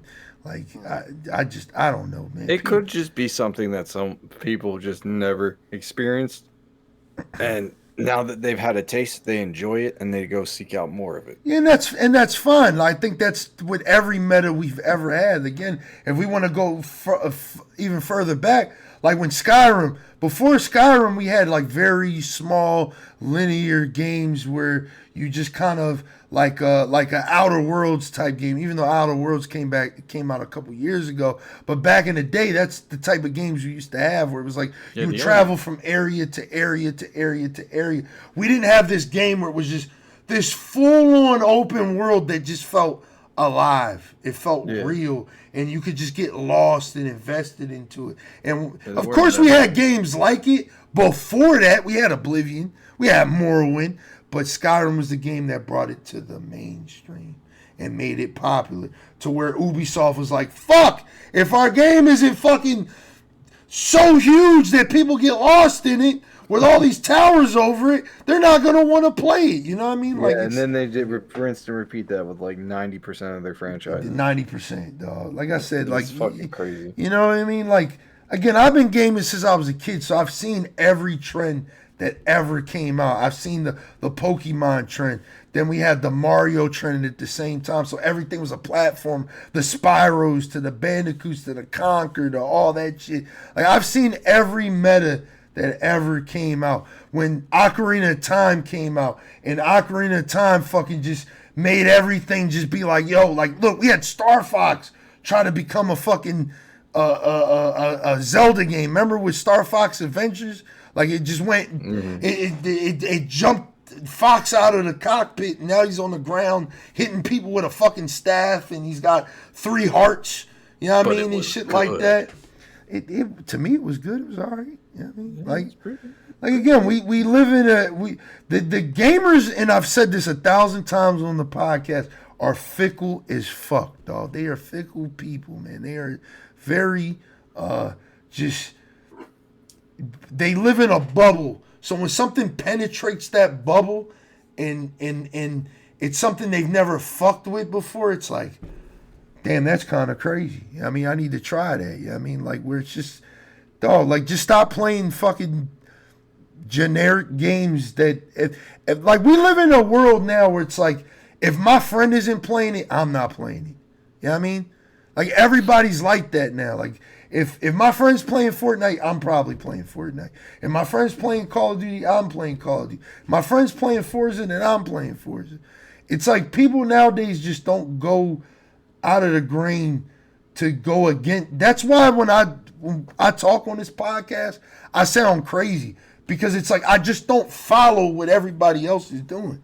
If I don't like it, I just don't fucking like it. And I'm not going to sit here and be like, oh yeah, Elden Ring is so great because everybody else is saying it's great. I just don't like it. It's not for me. Fuck that game. You know what I mean? Like, point blank period. Like, and it's okay for me to say that. You know what I mean? Like, it's people are weird, man. I mean, people are weird. And then it's like I said, with this whole Witcher 4 thing, it's like everybody's got to feel like they got to fuck the main character. Like, at the end of the day, you got to check yourself, dog. Like, do you have a fucking porn addiction or something? Like, what the fuck is wrong with you, man? Like, yeah, I mean, that's a touch grass moment, but yeah, Runa, reel it back in. Subjective, but yeah, it's fine. Yeah. Let's reel it back in. Let's talk about the Outer Worlds 2 got announced. Are we hyped for Outer Worlds 2? Anybody here? Yes. I want to be. I liked the first game. I just didn't like how they made a lot of the overworld stuff. Like, I felt like the attempt was there. It just didn't nail it. And I'm hoping in the second one they nail it. Okay. What about you, Alfie? You seem very excited. Yeah, I'm looking forward to it. I really enjoyed. I only got like halfway through the game. It's one of those backlogged games, but I really like the story. I do hope that it's a bit more. I want games to feel a bit more bold with like consequences when they do introduce, like, you could either do this to fuck over these people or do this and it still fucks over. Like, I want. You want to to be evil or morally gray? Yeah, like I Yes. want like more. I want that to affect the story more, like going forward. Or have something where, like, okay, well, you didn't know this, but like because you did this in this area, now that you have to come back here, well, too bad, because these people don't want to talk to you. Like, I want more immersive and more detailed game mechanics in that aspect for them. Yes, so I hope they do that. agree. The first game touched it a little bit because it's like in the first game you could kill anybody. And it's like it could have the consequence of it, like literally like almost ruining your playthrough. You know what I mean? Like, you could literally miss whole companions or whole, like, bits and pieces of a main quest. Because I beat that game. I love Outer Worlds 1. I'm super excited for this second game. It's coming out next year. I can't wait to play it. But I do agree. I think now a lot of these games in a game that I played recently, Dragon Age, Veilguard, kind of fails to do exactly what you said. Like, it doesn't allow you to just be an asshole like Mass Effect did, where it was just like you could piss people off to the point it would drastically change your game. Like, you could get the worst ending in the game just from pissing somebody off. You know what I mean? Take Mass Effect 1, for example. If you didn't have a good enough charisma and you tried to, when the thing with Rex happens, Rex could die. And he would be gone from your game for 3 fucking games, dog. Like, he was gone from Mass Effect 1 all the way to the end of 3 , dog. Like, that's insane. That's the truth for a lot of those characters, especially in 2. 2 is literally like the one where a lot of all of them could die. Characters are there. Yeah. Like the best companions, and you can lose them. All of them. All of them. You know what I The mean? best part of Mass Effect, yeah, that was the best part of that game. Yeah, so I think Elfie hit it on the dot. I think a lot of games do need to go back to that. The stakes need to be higher. Like going back to Cyberpunk real quick, I thought that was a really good thing about Cyberpunk. Like Cyberpunk really had you make some, especially the DLC, had you make some heavy choices, dog. Like heavy choices. Like like literally drastically changed the entire game for you, dog. You know what I mean? So it's like whatever you said or you did or who you aligned your morals with. And the thing about that game is it was so good at like hiding people's intentions from you. So you didn't know who the fuck to trust when you were like talking to certain people. You were like, damn, I kind of fuck with Songbird. You know what I mean? Reed is kind of cool.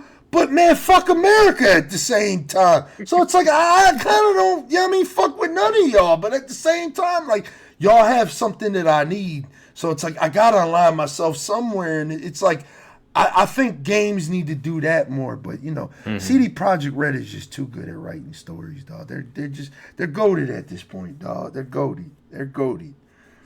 Even with the base game of Cyberpunk, like that game was heavy as shit with decisions, dog. You know what I mean? Every decision you make has a consequences. To the end of the game, dog. To the end of the game. If you never got Jackie's bike, people talked about that shit. I can imagine it. You know what I mean? Like, it was crazy. I did wish kind of like you could save Jackie. I wish that was a possibility in that game. Yeah. And that was like the one bummer part of that game was like you cannot save him. Yeah, it's character development, man. He needed that. Sometimes you need that, just like, yo, we need this to be a scripted moment in the game for things to move forward. Like, I didn't mind him dying because his death did so much to the main game that it was crazy. It was crazy. It was dog. Cyberpunk just needs to be studied, dog. All right. To the story plot overall, I would say like with Cyberpunk alone, like what I like about Cyberpunk, I could say this is that every decision you make or whatever character path you choose, rather you work for the corporate or a nomad or a street kid. That's what it is. Yeah, street kid. Yeah. Like what I like about Cyberpunk is that you have some pros and cons. Like if you're a street kid, you're gonna be like known for XYZ. They're gonna like, oh yeah, don't you roll with this group? Oh yeah, we know who you are. If you're a nomad, they will recognize you. They're like, so you're not a nomad, but you're just an outcast, whatnot. Yeah. So there are certain, like what you said, like consequences do play its role. Or if you like to play the corporate role, it has its own benefit too. Yeah, so man. It's like every decision has its roles. I would say like if more games really adapt to that, I could see it could be more fun and enjoyable. Yeah. Like, and that's just my personal opinion. Like, you don't really get that much if not at all, man. Not at all. Not these days, dog. But hopefully that game's good. They announced Borderlands 4. Is anybody excited for Borderlands 4? Y'all excited? Not at all. Yeah, I ain't gonna lie. After the third game, I'm just kind of like meh. Unless it has the same goofiness as 2 like had for me, then no, because 2 was like so funny to me, and like even though it's very cheesy looking back on it, like since I'm older now playing it, like it's again one of like a feel good game. Like it is goofy, it's fun with friends. Unless they replicate that in 4, I'd rather just. Wait, you had fun playing that game? Did you die 1,000 times? Yeah, but like still, it wasn't so fun goofy. if you didn't die 1,000 times. It's too easy. What are you talking about? It's too easy. You died millions of times in that game. Oh, okay. Elden Ring reference. Yeah, I'm excited for Borderlands 4 in the sense of like I can't wait till it's like $20, $30 and I pick it up and play it. But because Borderlands is just one of those games. Like it's it's like Elfie said, it's a feel-good game. It's kind of fun. You know what I mean? We got a Onimusha game. We got a new Onimusha game after fucking... The last game was on the PS2, dog. So it's like... It's been like 20 years since we got an Onimusha game. I don't know if this is coming out next year or 2026. Capcom's on some shit. All right, Capcom is on fire right now, dog. Capcom is not taking an L since fucking Resident Evil 7 came out. Like, they just been on fucking fire, dog. I mean, I know a lot of people don't like what they do with their microtransactions, but every game they've dropped since that game has just been heat. So, I'm really excited for that Onimusha game. Sonic Racing is back for some reason.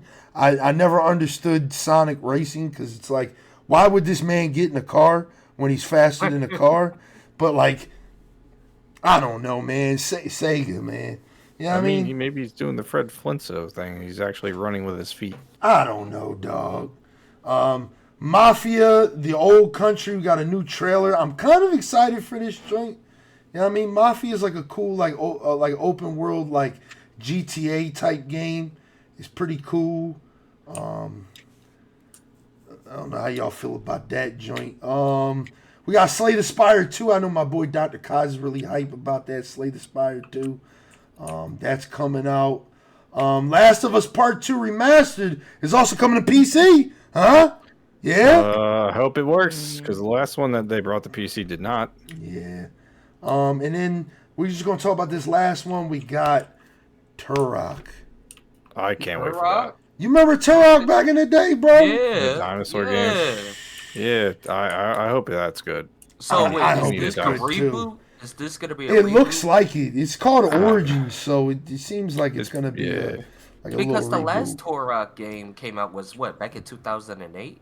Yeah, that was like a weird Gears of War style Yeah, one. that 'cause joint was everyone was just crazy. ridiculously jacked. Yo, That was like, Yeah, I mean, that they're joint fighting was crazy. dinosaurs, so I guess it makes sense. But like, it also had an interesting multiplayer because it had like a PvE element to the multiplayer matches where the dinosaurs would hunt you mid match. Yeah. I like the storyline though. In that game, I It is kind of pretty wish good. like, it was good. I just kind of wish like, damn. Is that on Steam? I want to play that again. I kind of wish it continue on. But is this one like a reboot? Do you know? Or is it just like, oh hey, It looks like a reboot. It looks like they're just rebooting the franchise. In my chat, Jack the Ripper says, "Are you excited for Gears of War?" I am. I think Gears of War is going to be one of them games this year. It is a reboot, by the way. Oh, They it is. confirmed it, You yeah. just looked it up. Oh Okay. Yep. wow. Oh shit.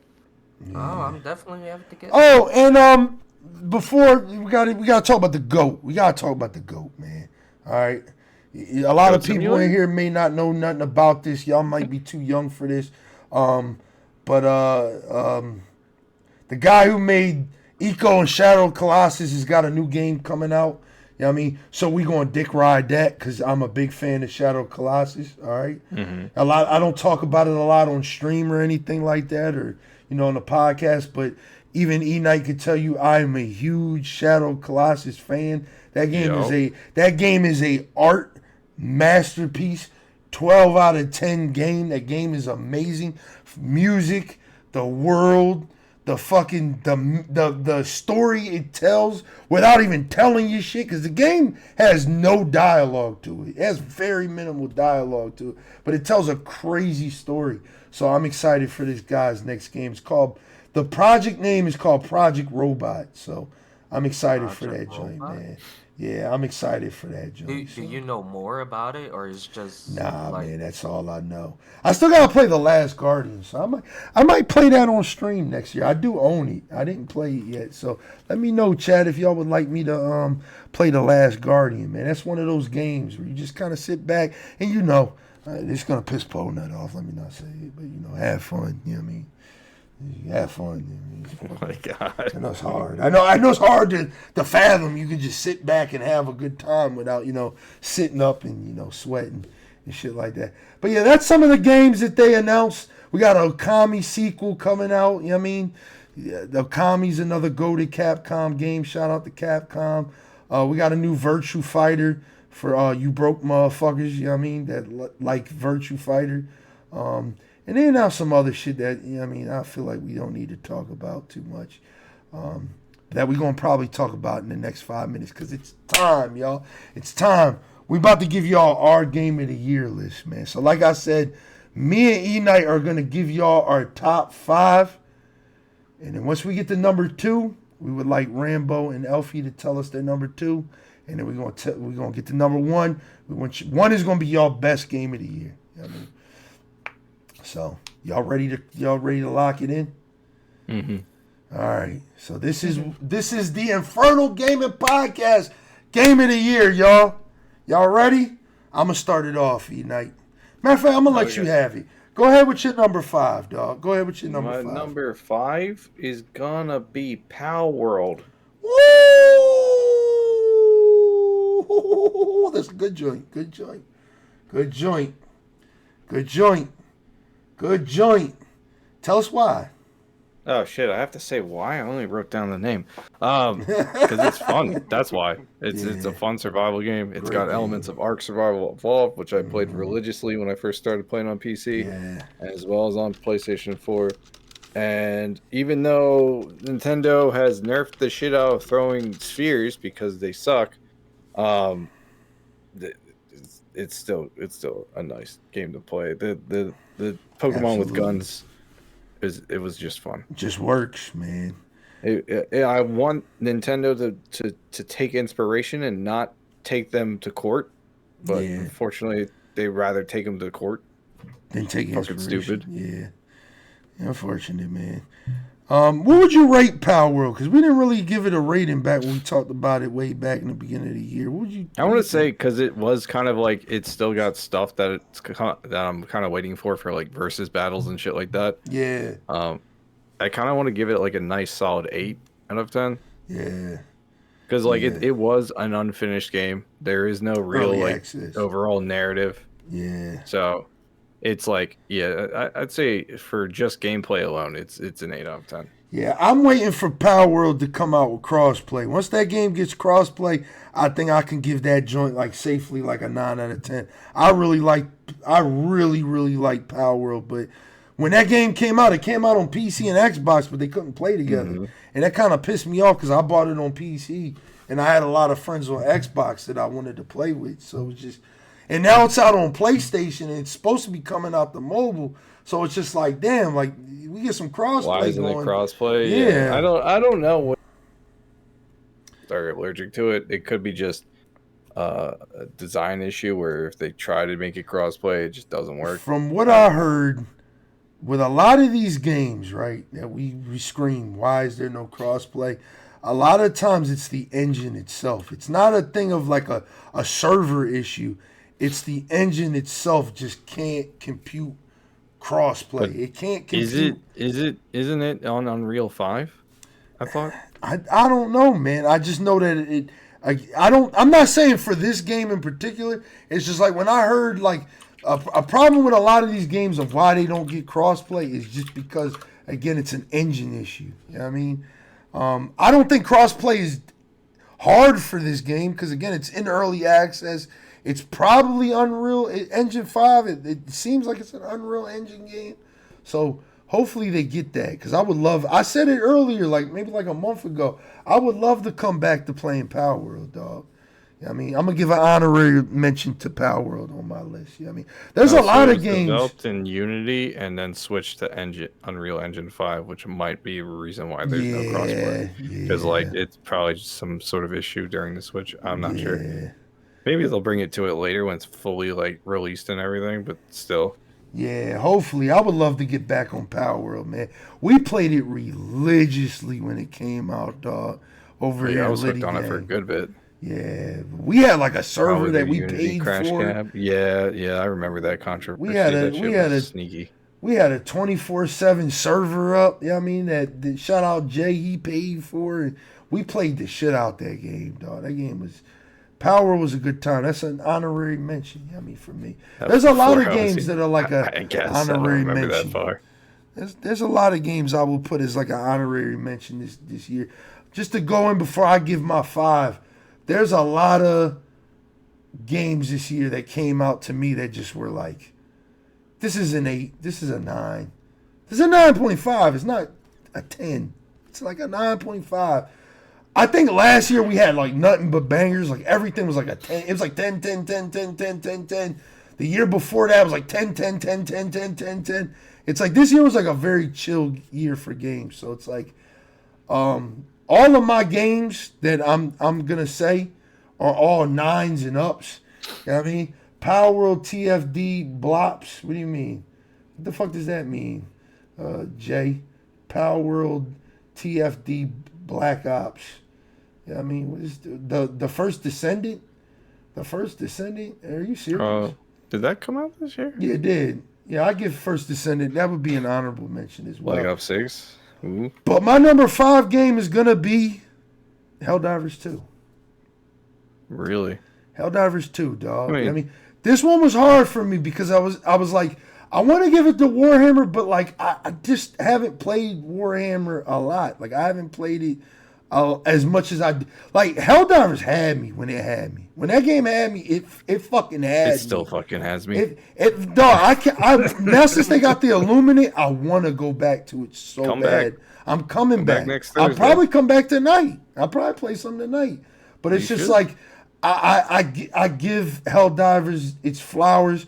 When that game came out, I literally played it because I did a 24-hour stream that day, and I literally played it for 14 hours. Like 14 hours straight. Like we had so much fun on Helldivers.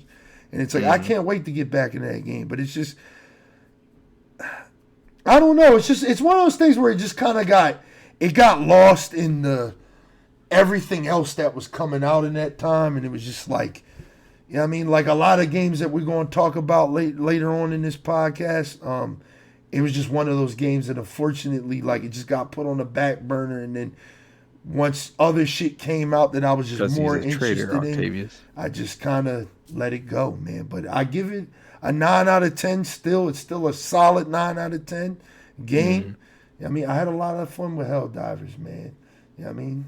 So, he said, how long is this podcast going to take? Shit, I don't know, bro. I don't know. Probably till 10. Nah, I doubt it, man. We ain't going to do no 4 hour podcast. 4 people in here. Yeah, probably till 10. Yeah. All right, so let's go, E-Night. What's your number 4 pick, man? My number 4. This joint about to be crazy, man. Call of Duty 6. Woo! Black Ops! Black Ops made the cut! Black Ops made the cut! That's crazy! To be fair, there weren't that many options that I played this year. To be honest, true. that was... It's true. Because we know what your number 2 and 1 is. No, all right. So... Don't go there yet. No. Let me explain. When the game launched, I like the campaign a lot. I like the multiplayer. I still have yet to play zombies. Okay. But the multiplayer was fun enough to have me up until I think like I don't know, something else came out. Oh yeah, did Space Marine come out right after or is that before? I can't remember. Space Marine came out before it. Before it? All right. That was something a big else reason happened. for me not buying it. But either way, I enjoyed the multiplayer. I enjoyed the campaign. I thought the campaign was fantastic. So that's kind of why I made it up here, more for the campaign than the multiplayer. Yeah. But yeah, no, that is the number 4 spot. Okay. Your boys BK and Wolverine have a full streamer dive. Yeah. All right. My number 4. After, yeah. My number 4 was tough because I didn't want to put a game that I just kind of played very recently in my top 5. But again, this year was like really weird with games. Like I played a lot of games this year, but a lot of games just didn't hit for me. Like they were like, it was like a quick hit, like a Power World. Power World was like, I loved it. I had fun with it while I had fun with it, but it was like, it came and it went. You know what I mean? It came and it went, and it's like I'm waiting for certain things to make me come back to it. So my number 4 pick was hard, dog, because it was like Do I give it to Warhammer? But then again, I don't have that much time in Warhammer. I really only got maybe like 10 hours, 12 hours in that game. Did you beat the campaign for that yet? No, man. Because I've been waiting to play like co-op with a friend. So it's just like, we need to set that up. I will run it with you. Yeah. Me and BK will run it with you. Great game though. That's why I was like, it was teetering with Helldivers is my number 5, but this is going to shock a lot of people. But my number 4 is going to be the same as Eknight, Black Ops 6, dog. Really? You know what I mean? Black Ops 6 this year was really fucking good. It was good. It's good, dog. It's good. It's good. It probably should be my number 3, but I feel as though Call of Duty for me, unfortunately, as much as I play it, all right, as much as I play it, it will never be a top 2, top 3 game for me ever again. It just won't. It won't be able to like satisfy that for me. As much as like I'm a single player kind of guy anyway. I mean, like I play multiplayer. Like a lot of people always call me the COD guy, but it's honestly because like Call of Duty is just that universal game that most people play. It's now on Game Pass, so more people than ever have played it. But this Call of Duty is really good, man. Like I said, I gave it a 9.5. I stand by it. As much as I don't like a lot of shit they did with this new season, they can't make their fucking mind up. Like y'all heard me saying earlier, if y'all was watching, you know, when I was playing it in the beginning of the stream, it's like they don't know how to balance shit anymore.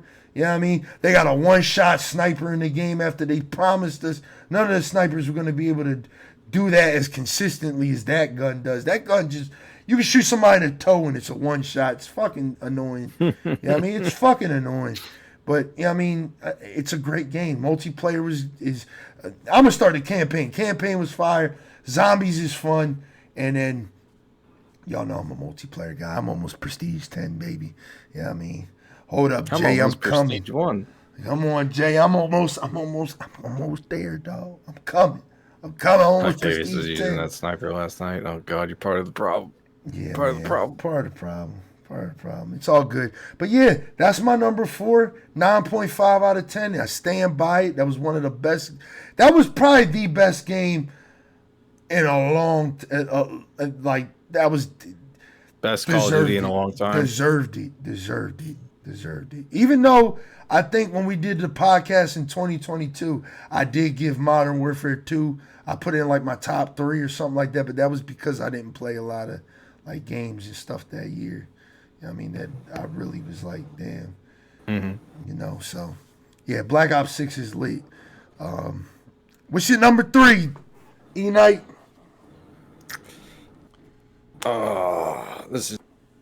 This wasn't that tough, but it was kind of tough. It's Space Marine 2. What? Damn, that's crazy. Damn. Now I gotta know what his number 1 and number 2 is. I know his number 1 is. I feel like my number 2 might shock you, but I still count it because it did come out this year. Okay. So it's up there because I've enjoyed it so much and it's been solid. Yeah. But Space Marine is number 3, and it's only number 3 not because of like it's like, oh, I don't play it anymore. It's more or less it's number 3 because I want to play more of it, and I want more content to consistently come out, and I'm patiently waiting for the Horde mode. Yeah, me too. Sounds like BuzzFeed article. Number 2 will shock you. Well, it might. Yeah, that was the reason why, again, like I think why I haven't been playing it so much is because that was what I was most excited for with Warhammer. Like being a Gears head, and Gears 3 particularly, Gears 3 had like a really good Horde mode.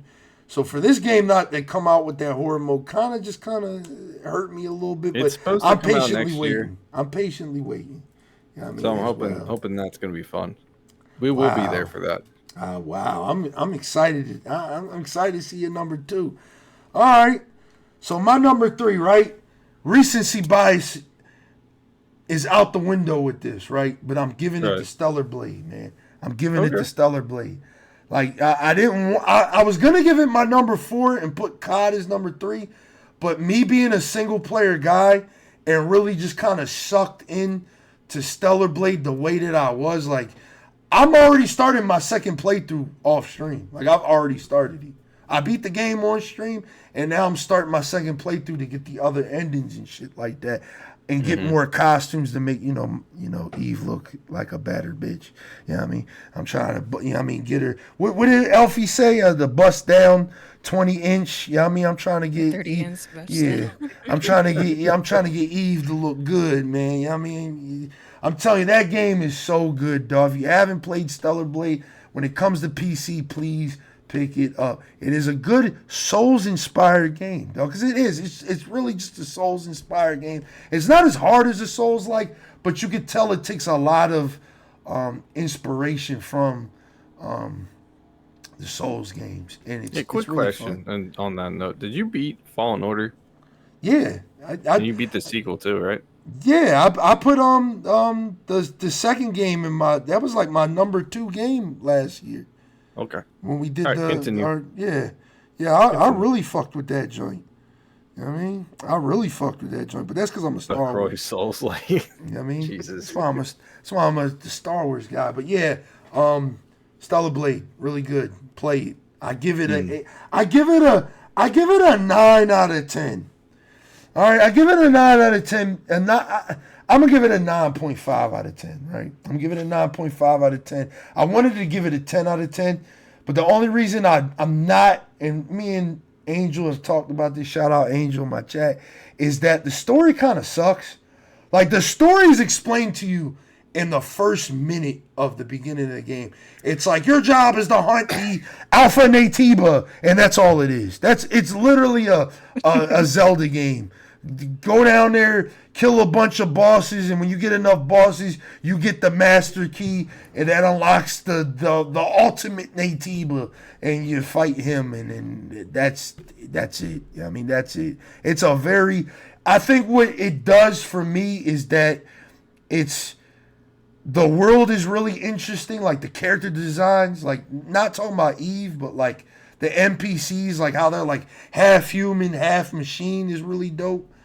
Even the way they do the angels, like Eve and the other characters and stuff like that, they look really good. You know what I mean? They look really good, man. The big boobies and stuff. All right, settle down. And then the combat is great, dog. The combat is great. Like, you're flipping like all over the place, and you're parrying shit, and you're using your little ultimate attacks, and you do all. It's just good, man. 9.5 out of 10 for me for that. Okay, we at the top 2, y'all. So I'm gonna start it off with Rambo. Brother, let me know, what is your number 2 favorite game of 2024? That's easy. Helldivers 2, dog. At number 2, Yeah. that's great. Yeah. I actually, like, in my personal opinion, why Helldivers 2 is on. I was expecting that to be your number 1. Number 1 might shock you, but that's gonna be. It can't be a game from last year, dog. No. Okay. Definitely. No, Okay. no, sir. No, Okay. I actually enjoy Helldivers 2. When I first got it, like, I can say, like, compared with Space Marine 2 and Helldivers 2, it is similar, but just I get more joy with Helldivers 2. I'm not gonna lie. Like, I don't really care about playing with friends at times. I could just jump in some random lobby and just go out and call in the name of democracy, man. Like, just drop a couple 380s and whatnot. And overall, it's not like one of those kind of games like I have to be a tryhard. I could just like sit back and chill and play the game or blast my music if I wanted to. It's like, that's about it. Like, I could put more hours in, like 5, 6, 10 hours without even sweating. So, but with the new updates, I actually see more content coming out. So, do I expect more from Helldivers 2? Yeah. Yeah, hell yeah. But like I said, overall, it's a fun game. I put funny because, like, the amount of dumb stuff that happened to you, you might get friendly fire killed or get killed by your own artillery strike and whatnot. But just overall, it the game mechanic feels right. Just yeah. The best way I could describe it is like something like what's that game called? Ghost Recon. Wildlands. Yeah, okay. That's yeah, like just goofy the way fun. Goofy fun. But the movement definitely give me the vibe of Ghost Recon Wildlands. Like the way how you could jump, move back, and all that. Like you could jump backwards, all that stuff. Like it's a fun game, man. Like you don't have to try hard. What do you rate it? Honestly, I'll give it a solid 9 out of 10. Okay. A solid 9 out of 10. Okay. All right, Elfie. What is your number 2 game? I'm excited for this. It's gonna be Marvel Rivals. No, it's my number 2 is actually Manor Lords. It's What? not a PvP game. It is actually a resource / city builder. I played 30 sort of minutes game. of it. It's hard. Yeah, I own it. Yeah, the mechanic is very hard to get used to, but once you get used to it, man, it's like it's the equivalent of like the phase I went through with City Skylines, like just building like a settlement and then seeing it grow and then seeing like the little individual lives of people and how it changes things for them. Like they'll change their careers or decide to go to the military and things like that. And it's only in early access and there haven't been any like super duper big updates because it's a fairly small team for that game. Like the team for that game is actually really small. If that, I think it's like 1 or 2 people. I don't know. They might have increased since the game came out, but that's my number 2. I know, not exciting, but I love management games, and that kind of topped the cake for me this year. Okay. All right. All right, Eknight, what's your number 2, man? Well, it may not be Elfie's number 2. I know what it is. Hold up. It's Marvel Rivals. Wow. Wow. I was going to say Starship Troopers. Yeah, that came out last year, technically. But it technically came out this year, too.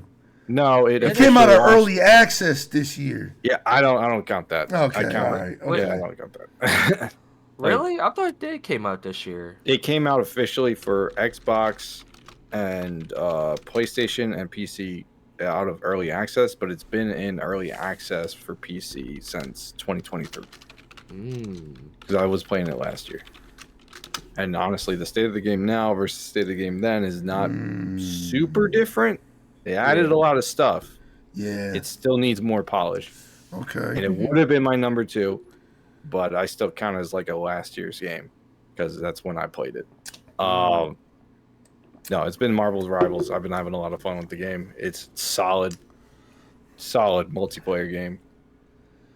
Honestly, reminds me of when I first started playing Overwatch 1. Like it was just a lot to discover, new characters, all that stuff. It's a solid hero shooter. And you haven't even streamed it once because it's not really the type of game I like to stream. That's it. Yeah. Yeah, we're going to talk about that probably after we do our gaming, because I wanted to have a nice discussion about Marvel Rivals. I wanted to give it a review as I got a good amount of time in it. I know Elfie's the GOAT at them type of games, so I wanted her feedback on it too. But we'll talk about that in a little bit. But yeah, that surprised me. That surprised me. So all right, I'm gonna give y'all my number 2, dog. And y'all may have seen this if y'all pay attention to like certain things I say or something like that. But my number 2 game of the year is gonna be Thrown in Lips. No, it's not. No, it's not. It's Dragon's Dogma 2, dog. That game was it was the closest game to probably being a 10 out of 10 for me this year. It was like a 9.9 out of 10. And the only reason I took that 1.1 point from it was because at a certain point the game gets really repetitive. Like the game's fast travel so limited to where it's like, which is not a problem to me because I love that. I'm the type of guy, when I played Skyrim, like I've literally have playthroughs where I've never fast traveled. But once you get like 80 hours into Dragon's Dogma, you're kind of just ready to get where you gotta go. And then when you gotta go through the repetitive walk, and I mean walk, because you really have to walk, because your sprint is so, you know what I mean, like you can only sprint for so long, and then you're tired, so you gotta walk it out a little bit, you know what I mean? And then you fight the same troll or ogre or cyclops over and over again on the road. It gets kind of frustrating, you know what I mean? But the game is really fucking good. If you haven't played Dragon's Dogma 2, please fucking play that game. Please play Dragon's Dogma 2. It is so good. It is, for me, it was the closest thing I've ever got to Skyrim, which is the GOAT, the greatest of all time. I mean, so it was like the closest thing to it. Like when I was playing it, I was like, holy shit, do I like this game that fucking much? Like, oh, and then the multiplayer component to it is so fucking fire. Like, if you need a mage, you just go and get another player's mage. You know what I mean? And then whatever they did within their quest with their pawn translates to your world. So you may walk past the forest and your pawn will be like, hey, when I was with my master, we found a chest over there. You know what I mean? Do you want me to take you to it? And they'll take you to it's fucking incredible, dog. It's like, God, it's like multiplayer without ever having that multiplayer. Cool. And it's like, to me, I've never wanted to play a game like Skyrim with people, but I always thought like a multiplayer mechanic in Skyrim would be dope if it wasn't like me and another person in the same world. That's the closest I think I would like to Skyrim being a co-op game. You know what I mean? Like, let's say me and Eknight were friends on the game. So it's like, you know, he can send me his pawn, I'll send him my pawn, and like whatever I found, his, you know, character will help, you know, my character will help him find, and vice versa. I really think that's a dope ass mechanic, dog.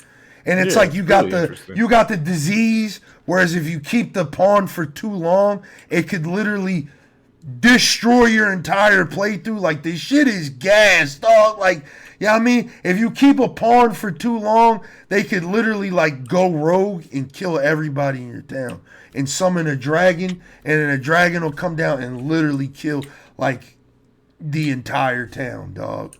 And then you will have to literally revive each and every character or NPC in that town. That's one of those games that doesn't let you reload saves too. Nope. Right?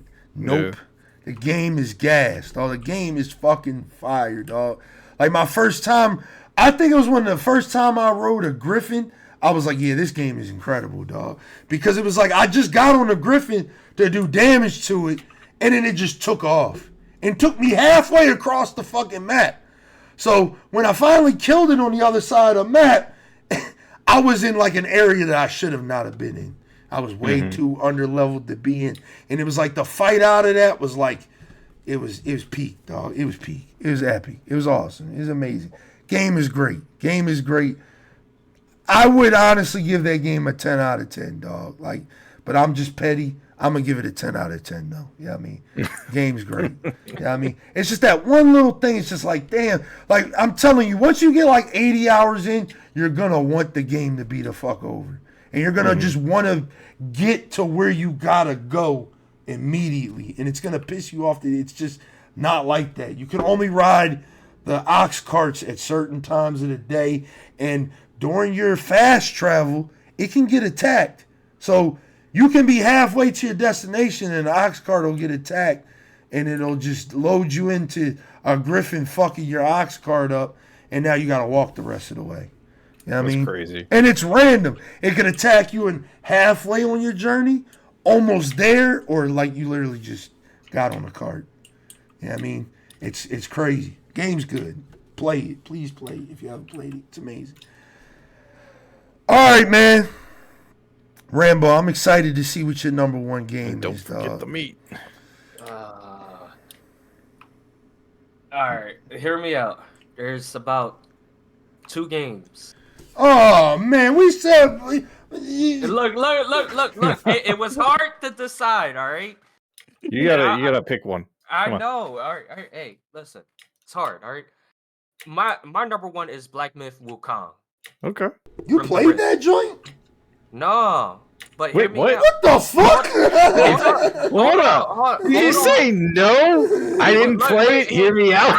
Hear me out, because What? I already look. I'm about to get this game. No, stop. Helldivers was his number one. Helldivers was his number one. Oh, so y'all not gonna let me explain? Damn, that's crazy. You can't explain. No. First of all, you have to actually have played the game that you're nominating for your game of the year. Yes, but I can't. That's how this works. Damn, man. Oh man. No, but I really would put it on top. For real, I put it on top, man. Because But you never played it. doesn't mean that I could buy it right now. But you haven't played it. You haven't gone through the experience of playing it yet. So therefore, your opinion could change if you play it right now. That's what I'm saying. All right. Well, Pick something else. What's the other game, man? I'll give Call of Duty, man. Okay. That's a good one. That, right? You played that. Yeah, He has I played that. right, that shit. But real shit, I really was gonna say, but nah, it's all good. Bro said, nah, I ain't play that joint. That threw me. I was like, oh shit, you actually played it. We've been talking about it the whole time. Yeah, I've been trashing the shit out this joint. And look, it said no. Dog, I can't believe this man said that shit. Best game of the year. Yo, you play it? Absolutely not. Yo, what the fuck is going on this podcast? But no, Black Ops 6. I would say this definitely hands down one of the best Call of Duties. Okay. All right. Definitely gave me the vibe of BO2, man. Definitely. Zombies definitely on point. Definitely. Campaign that definitely like mind blowing, kinda in my personal opinion. Yeah. Multiplayer. I would say it's right Great. next to MW 2019 MW. Yeah. It's a love letter to Call of Duty Black Ops fans. That's what makes the multiplayer for Black Ops 6 so good. Is that it's literally like there's like little subtle things that they've done within the multiplayer that makes it just reminiscent. Like, oh wow, I remember that from Black Ops 1 and that from Black Ops 2 and that from Black Ops 3 and 4 and Cold War. It's like it's really good, man. Really good, man. Definitely a good game. Yeah. Definitely a good game. Yeah, man. So now we gotta go back. We gotta backtrack real quick. Why were you gonna say Wukong, man? I want to hear it. Look, man. Do we really? No. Bro said it's part of. He said it's part of my culture. It's part of my culture. Listen, man. Wukong. Like I've been hearing the story of Wukong as a little kid. My parents always talk about it. I knew it. And look, man, I had high expectation of the story plot. So then why didn't you play it? I was broke, man. God damn. Bro was in industry. He said, damn, man, I can't afford it. Yeah, man, shit. I had bills to pay, man. Not everybody got that extra $60 to spend, man. I had to use it for gas, man. It happens, man. I just never been in a situation where it's like, give me. It's like, oh, why would you like it? It's like, I didn't even play that shit. It's just like, what? Bro said, I ain't even heard of it. Yeah, I just whipped that out of my head. Gundar said, Asian Game of the Year, 10 out of 10, best game. Real shit, that's basically what he said. He said, my people. That shit's crazy. Like, yeah. Bro said I ain't even played a joint. You know what I mean? He said, yo, I fuck with Barack Obama. Have you met him before? No, but I fuck with him, no. Like, what the fuck? Like, it's just that good. Like, that's crazy, man. Game's so good, he doesn't even need to play. Game's so good, he fucking secondhand played it, dog. That shit crazy. That shit crazy. Dog, my fucking ribs right now. Dog, I can't even getting believe you after said shot. that shit. He said, I got 2 for you. I just ain't played a 1 joint, but I got 2. Yeah. Damn, dog. Oh, that's good content, Rambo. Thank you for that, man. That was good. But the second one, real shit though. I've been holding this back, but you didn't mention this Final Fantasy VII. The second Rebirth? part. Yeah. Like I see Blaze playing that shit so many times, and I'll be watching it for a good hour. I'm like, no, I can't let this man spoil the game on me, man. I gotta back away. But that was gonna be legit, like my top 1. But You ain't played. Did you play it? did I play it? Do I own a PlayStation 5? I watched I it. don't know. I do not know. It's a yes or no. Oh, motherfucker! Get out. Get the fuck out of here. Just Yo. leave. That shit crazy. Oh my God. Elfie, did you play this game that you about to tell us is your number 1 for the Please year, tell me dog? you have. Yes. All right. I gotta start asking that now, man. I mean, like, We gotta like look up your fucking accounts first to see if you actually Steam put account? like more than 30 hours this in there. man Rambo really said I ain't played. Then he tried to do it again. He had another one. He said, "Damn, I was gonna say Final Fantasy, but I mean, Do I look like I own a PlayStation? I was like, that I shit don't went know. crazy." Yo, that was good content. I gotta clip that. That's gotta get clipped. That was amazing, dog. All right, Elfie, give us your number 1, man. My number 1, I think, is going to be Infinity Nikki. What? What Just the because I already fuck? have over like 50 hours in that game. That's crazy. All right, that is crazy. That is crazy. I would have said Rivals, but I feel like I need more time, specifically in ranked, to see how I truly feel about it.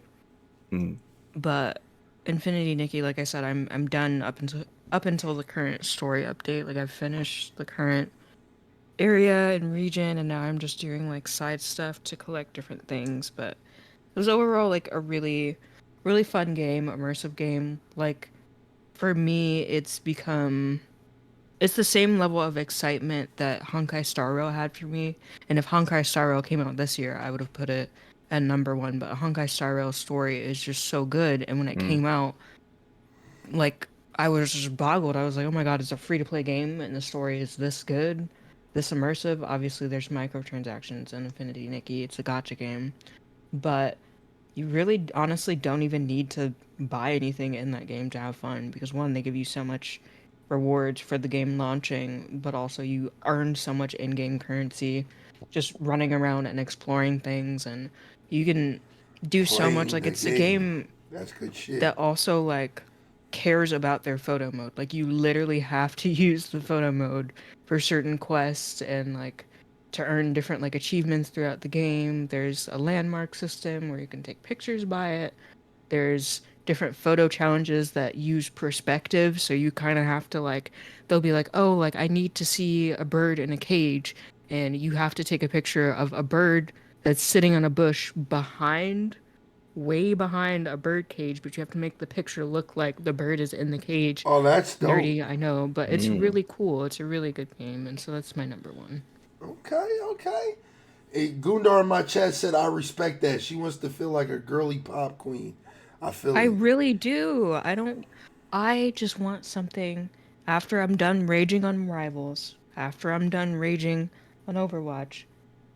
I need a game that's like, look, sit the fuck down, go pet some dogs, go groom some chickens, Are you keep pet dogs in there? and just have fun. Eli said, hold up. To collect resources, you literally have to go around grooming like cute dogs and animals, and you get fur Yeah, I from might- them that you can use to might have to- craft shit. Might have to pick There's that fishing. There's fishing, guys. There's fishing. up. Blaze, there's fishing. Yeah, Go. I'm on there again. I'm re-downloading it tonight. It's getting re-downloaded. Cause Stellar Blade had really good fishing too. Like that shit was crazy. There's fishing in that? What the fuck? Yes, dog. And the There's fishing? best outfit in the game is from collecting all the fish. It's like her in a bikini, dog. Like it's literally like it, Oh, that's why you enjoy it. boobies out, ass out, everything. Yeah. Like that shit's crazy. That shit's crazy. That shit's crazy. I mean, honestly, the best fit in the game is the skin you get for buying the near autonomous shit. Like, that shit's gas. You can be 2B and shit. That's dope. But yeah, I still gotta play that game. fishing is gas. Fishing is gas. I'm gonna be streaming near autonomous next week. First weekend of 2025, baby. You know what I mean? Let's do it. You know what I mean? But yeah, damn. I'm downloading that. I gotta download it again, man. I got fuck it. Is the fishing really that good? It's relaxing more than anything, and there's so many different types of fish in the game. Oh like, yeah. You it's say ridiculous. less. Say You less. catch lobster with a net, What? like lobster with like a fishing net. No, For yeah. cage? Probably in Not yet. the new region that they're adding. He Because said, damn the shit that you RuneScape. get in the regions, I it know. changes per like region that you're in. It's ridiculous. Oh, that's dope. Yeah, And all then right. there's stuff in the game that you can't collect unless it's like nighttime or daytime. Like it's very like, it's kind of crazy the amount of It's detail. got its they put own into it. ecosystem. I like Yeah, that. I'm in there, man. Gundar said in real life fishing stream when? I don't know. We gotta do that though. We definitely gotta do that. I gotta get you Technically, out on a could boat. if you got web fishing, then everybody from the community could just all go fishing together. I mean, I got fishing in my chat right now. You know what I mean? If you want to go fishing, you know what I mean? Fish right there. You know what I mean? Wait, hold on. Octavia says worst in-game fishing is Red Dead Redemption 2 Legendary Fish. Get him out of here! Get him out of here! Get him out of here! That game is probably top 2 fishing, dog. Top 2. Top 2 I fishing. personally think the worst fishing is Stardew, but I digress. You're crazy. That's like top 3. That's like top 3. because you No. make money from it. Nah, Otherwise, you never fish. Stardew's fishing is dumb relaxing, It takes dog. so long. I think it's because it's trying to be No. realistic, Octavia. Dog, that shit is so Stardew. I like how you have to like manage your time in Stardew. So I like how like you just can't spend all of your time in like one activity because like you might fall asleep outside and get robbed and shit. Like I fucked with that shit. Like Stardew Valley had a really good fishing mechanic. I think the best fishing, and I'm gonna sound like a kid for saying this, is fucking Animal Crossing, dog. It's Animal Crossing. It's Animal Really? Crossing. It's 100% Animal Crossing. I'm surprised you didn't say RuneScape. Bro, that shit changes by the season. That shit changes by the season. If it's raining, if it's night, if it's daytime, if it's midday, if it's really sunny. Like, that fishing is a little too deep to be a kid's game, dog. Like, all right? Hey, that shit's crazy, dog. That shit's crazy. All right? But Red Dead 2 is like right there, dog. And it's because it's realistic, Octavius. You know what I mean? Get him out of here. He did say he was reeling for 30 minutes, so yeah. Hey, man. That's how it be sometimes, dog. They be trying to get That's away. how it be real life. I can attest. All right, E-Night. What's up? You're number 1, man. Tell us why it's Oh shit! Helldivers 2, It's man. Helldivers too. Tell us It's why it's Helldivers 2 Helldivers because 2. democracy is the best fucking memes in the world. Fucking the greatest, like the most emotional like roller coaster of news cycle I've seen. Where it was like 1 minute we're all like having fun in the game, next minute we're revolting against the publisher that published the fucking game, and next minute then we're fighting the devs themselves, and then after that it's like.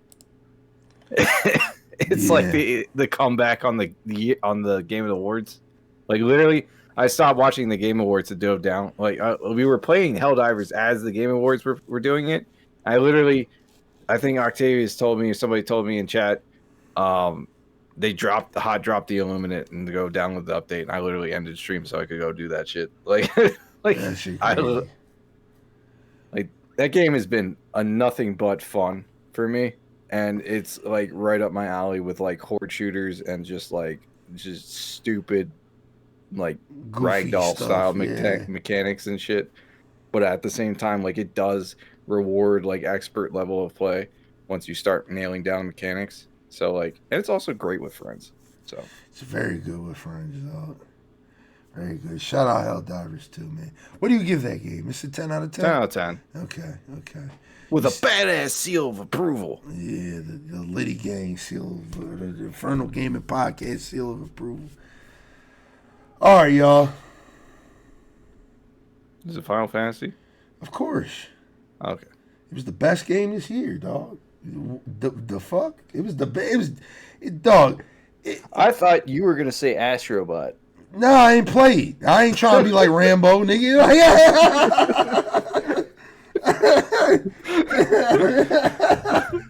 Bro really said I ain't play that joint, but it's #1, dog. Like, nah, but it's Final Fantasy VII Rebirth, dog. A lot of people will probably tell me in the chat right now. I know Angel being one of them. I know Gundar being one of them. All you did was complain the whole time you played that game. You wanted it to be over. You wanted it to be over. It's because, honest to God, I bit off a lot more than I could chew with a JRPG, streaming a JRPG weekly. Like, that game was looking like it was going to take me all year to beat if I didn't start, like, really putting the time into it every week. Like, it got to a point where it was like, all right, I got to stream this joint, like, twice a week. Because, like, if I don't, I'm not finishing it. Like, dude, I can attest to that. I'm still playing Elden Ring, and I'm still at the base game. So, like, yeah. Yeah, dog. Long. Like, but putting that bias aside, like, that game is amazing. From the music to the storytelling to just the content. There's so much shit to do. Like, if I was to do everything in that game would have easily been like 500 hours, 600 hours. Like, that game is crazy, dog. And just like Gundar said in my chat, it wasn't a from point A to B like remake. It like, I really want to nail down without spoiling it for anybody. This remake trilogy that they're doing is not a remake. It's not a remake. It's a reimagining. It is a remake. But it's not a remake. And I can't tell you for story reasons because it'll ruin it for you. But it's not a remake, dog. It is literally telling a reverse story in a sense. You know what I mean? Like a story in reverse. So it's like you may have played the original Final Fantasy VII 1,000 times, but it's not telling the story the same way as it did in the original. But for certain reasons, you know what I mean? It's not just doing it to be different from the original game. It's doing it because it's trying to tell a different story within the Final Fantasy VII lore, man. Telling a new story while telling the same story. Exactly. Exactly. It's just done so well. The characters are really good, man. Like, you get, like, really attached to a lot of characters, man. Like, when my boy died, like, I was like, damn, I'm kind of sad I got to do this to him. Like, Dine was a good boss fight. Fucking, all the boss fights were fire, dog. They were hard as shit, but they were all fire, dog.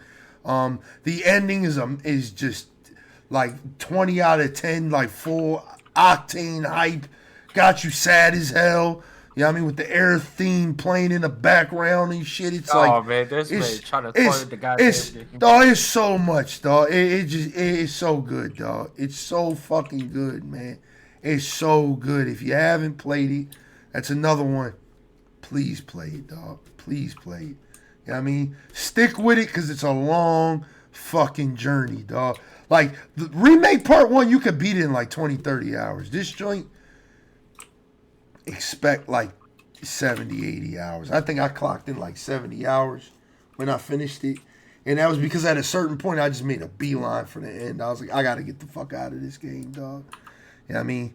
But other than that, like, game was goated, dog. Yeah, Gundar said it again. Just listen to the soundtrack. The soundtrack is good as shit, too, dog. Hydrate, Sleeman. It's really good, man. So, yeah. It's Final Fantasy for good ass reasons, dog. To me, personally, nothing else was better than that game this year, dog. That I played. Like, it just wasn't better, dog. But yeah, man. That's it, man. That's it. That's our top 5 games of the year, man. Do you agree? Do you not agree? Why didn't Rambo play Wukong, but he likes it? I don't know. Comment down below, man. We figure it out together, dog. Octavius asked if anyone played out Wukong at this point.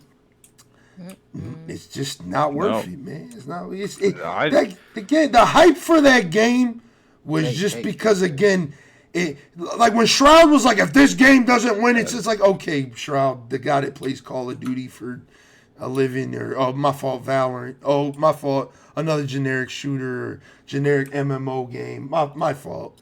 You know what I mean? Like, it's like, I can't take your opinion serious. Like, of course the game's gonna be amazing to you because you've never played anything like it. I mean, like, I'm sorry, dog. Like, even the way the dev like cried about it, like I get him being like emotional and shit, but you ain't gotta put other games down. Yeah, he cried and like kind of like threw a jab at like Astrobot and like all this other shit and like he wasted his time coming to the Game Awards and stuff like he that. said all that? Yeah, man.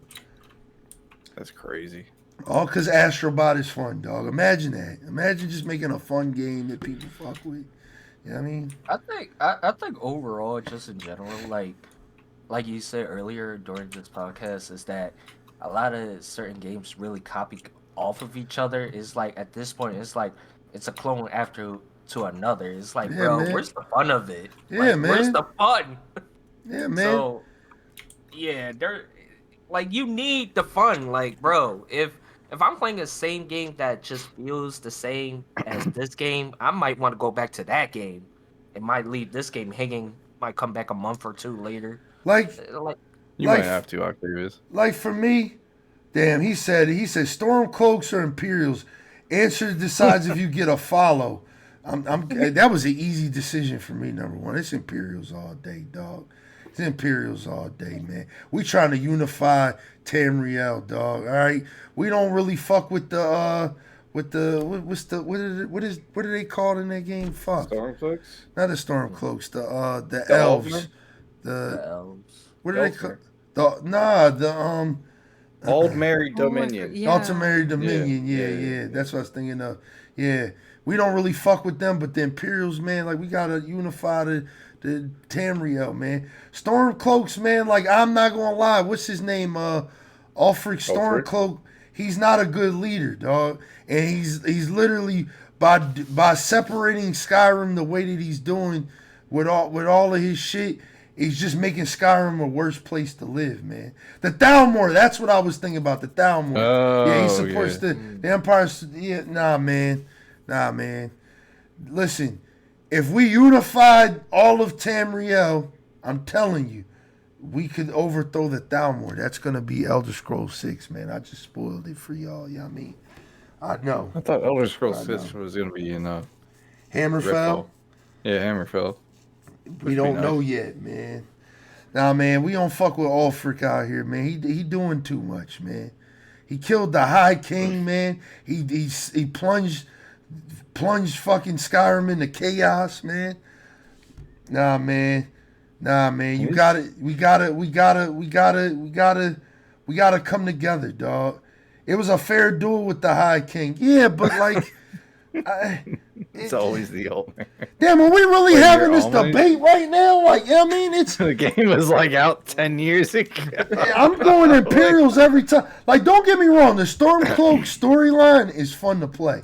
It is fun to play. But if we look at it from an ethics, moral, and political standpoint, Ulfric is fucking up as a leader. He's probably the wrong person to be the leader of the Stormcloak army, dog, or Independence Force Skyrim, dog. He's probably just the wrong person. You know what I mean? You're right about that. About what? Nah, man, cause I fuck with Akatosh, man. We fuck with Akatosh out here, but it's like, you know what I mean? Yeah, I'm a real one, man. Yeah. I'm a real Skyrim player out here, dog. You know what I mean? Shout out to my... Thank you for the follow, man. This? Bro gave me a follow, man. I appreciate that. But you know what I mean? You know what I mean? Nah, man. It's just Ulfric's the wrong person for the job, dog. I respect it. Talos the GOAT, man. He is, man. He is, dog. You know what I mean? But again, the elves don't believe that there was, man-made gods, you know what I mean? Which I don't agree with. You know what I mean? I feel like if Tamriel was to unify under the Empire, they could beat the Thalmor, man. But I mean, that's all. You think this should be the Dragonborn leading? I don't think they'll be leading anything. I think the Dragonborn is better off being neutral force when it comes to that type of shit. He's like the Avatar. I respect true Imperial fans more than fake Stormcloak fans, even though Stormcloak better. Yeah, man. Yeah, I mean, I just think that Imperial part from a political ethics and just the standpoint that they have, like, yeah, they're backed by the Thalmor and all that shit, and they're controlled by the Thalmor, but it's like it's like you win or you lose either way, dog. But that's why Skyrim's so good, man. It's so great. All right, man. Let's talk about Marvel Rivals, though, man. I mean, because we got to talking about that heavy Skyrim conversation, man. I respect it, though. I love talking about Skyrim to people, man. You know what I mean? What's your favorite main quest? I gotta ask y'all in my chat. What's your favorite quest line? I should say in Skyrim. What's the best one? I'm gonna ask you, Eknight. What's your favorite quest line in Skyrim? Oh, that's a toss-up between the companions because you get to become aware, and that's a really good selling point. And the what's it called? The DLC one. Fuck. Dragonborn. Yeah, is it called the Dragonborn DLC? Or Dawnguard? I really like Dawnguard, but I like the Dragonborn DLC a lot more. Dragonborn was gassed. The only thing I hated about Dragonborn is that when you officially could ride dragons, you couldn't really control them. Yeah, you just kind of just sat there and cast. That was a huge letdown for me. Yeah, man. I think my favorite quest line. Oh, that's hard, man. It's probably Thieves Guild, because it's like never ending. Thieves Guild is like never ending, dog. Like, and it's just like there's so much to do, and it's like the Radiant quest for that is so good. They get like progressively I'm surprised harder. you didn't say the College of the Dark Brotherhood quest line. Dark Brotherhood's good too, but I feel like Dark Brotherhood's only good when you go and kill the Emperor. When you're doing like the little side shit, it's just like, all right, like, and then a little twist at the end was like, it was pretty cool.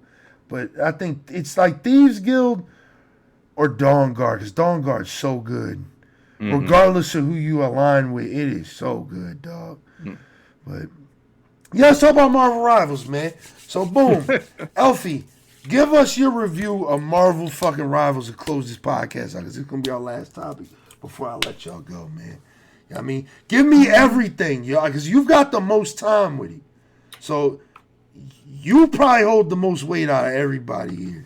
You know what I mean? I think. You know what I mean? I will say it's very fun. I think it can be beginner friendly. I think the hitboxes are more forgiving than they are in Overwatch, considering well, the few characters like Hawkeye, even Luna Snow, you can just aim next to people and it still counts as hitting them. I don't know if they'll adjust it. I think I read somewhere that they have a reason that they're not adjusting it right now. I forgot. But it's really fun. I like it. I think because of the amount of shooters I play and also my dedication to a different shooter, Overwatch, it's more, I have an easier time like not being so sweaty in that game and also not taking it super like serious. Like every session I play so far has just been shits and giggles, aside from when it crashes because it's not optimized yet for majority of people's PCs. I think they need to do a lot of balancing. My main thing that I hope they do in terms of balancing is probably decrease the time of like how frequently people get ults, because it's just one after another. And like with some characters, you don't even have to be that involved in the team fight and you just get your like ult. There's been so many times where I'm like, oh, the enemy team has a Psylocke. Haven't really seen the Psylocke. They aren't killing anybody, and then they come out of nowhere and they're ulting. And I'm like, where have you been this whole time? Like, how do you have your ult? That and like Moon Knight, he'll ult within the first 10 seconds. Oh my! It's not just me. 10 seconds, I'm the man. I must be playing all the wrong characters. It's not just me. I never get my ult that soon.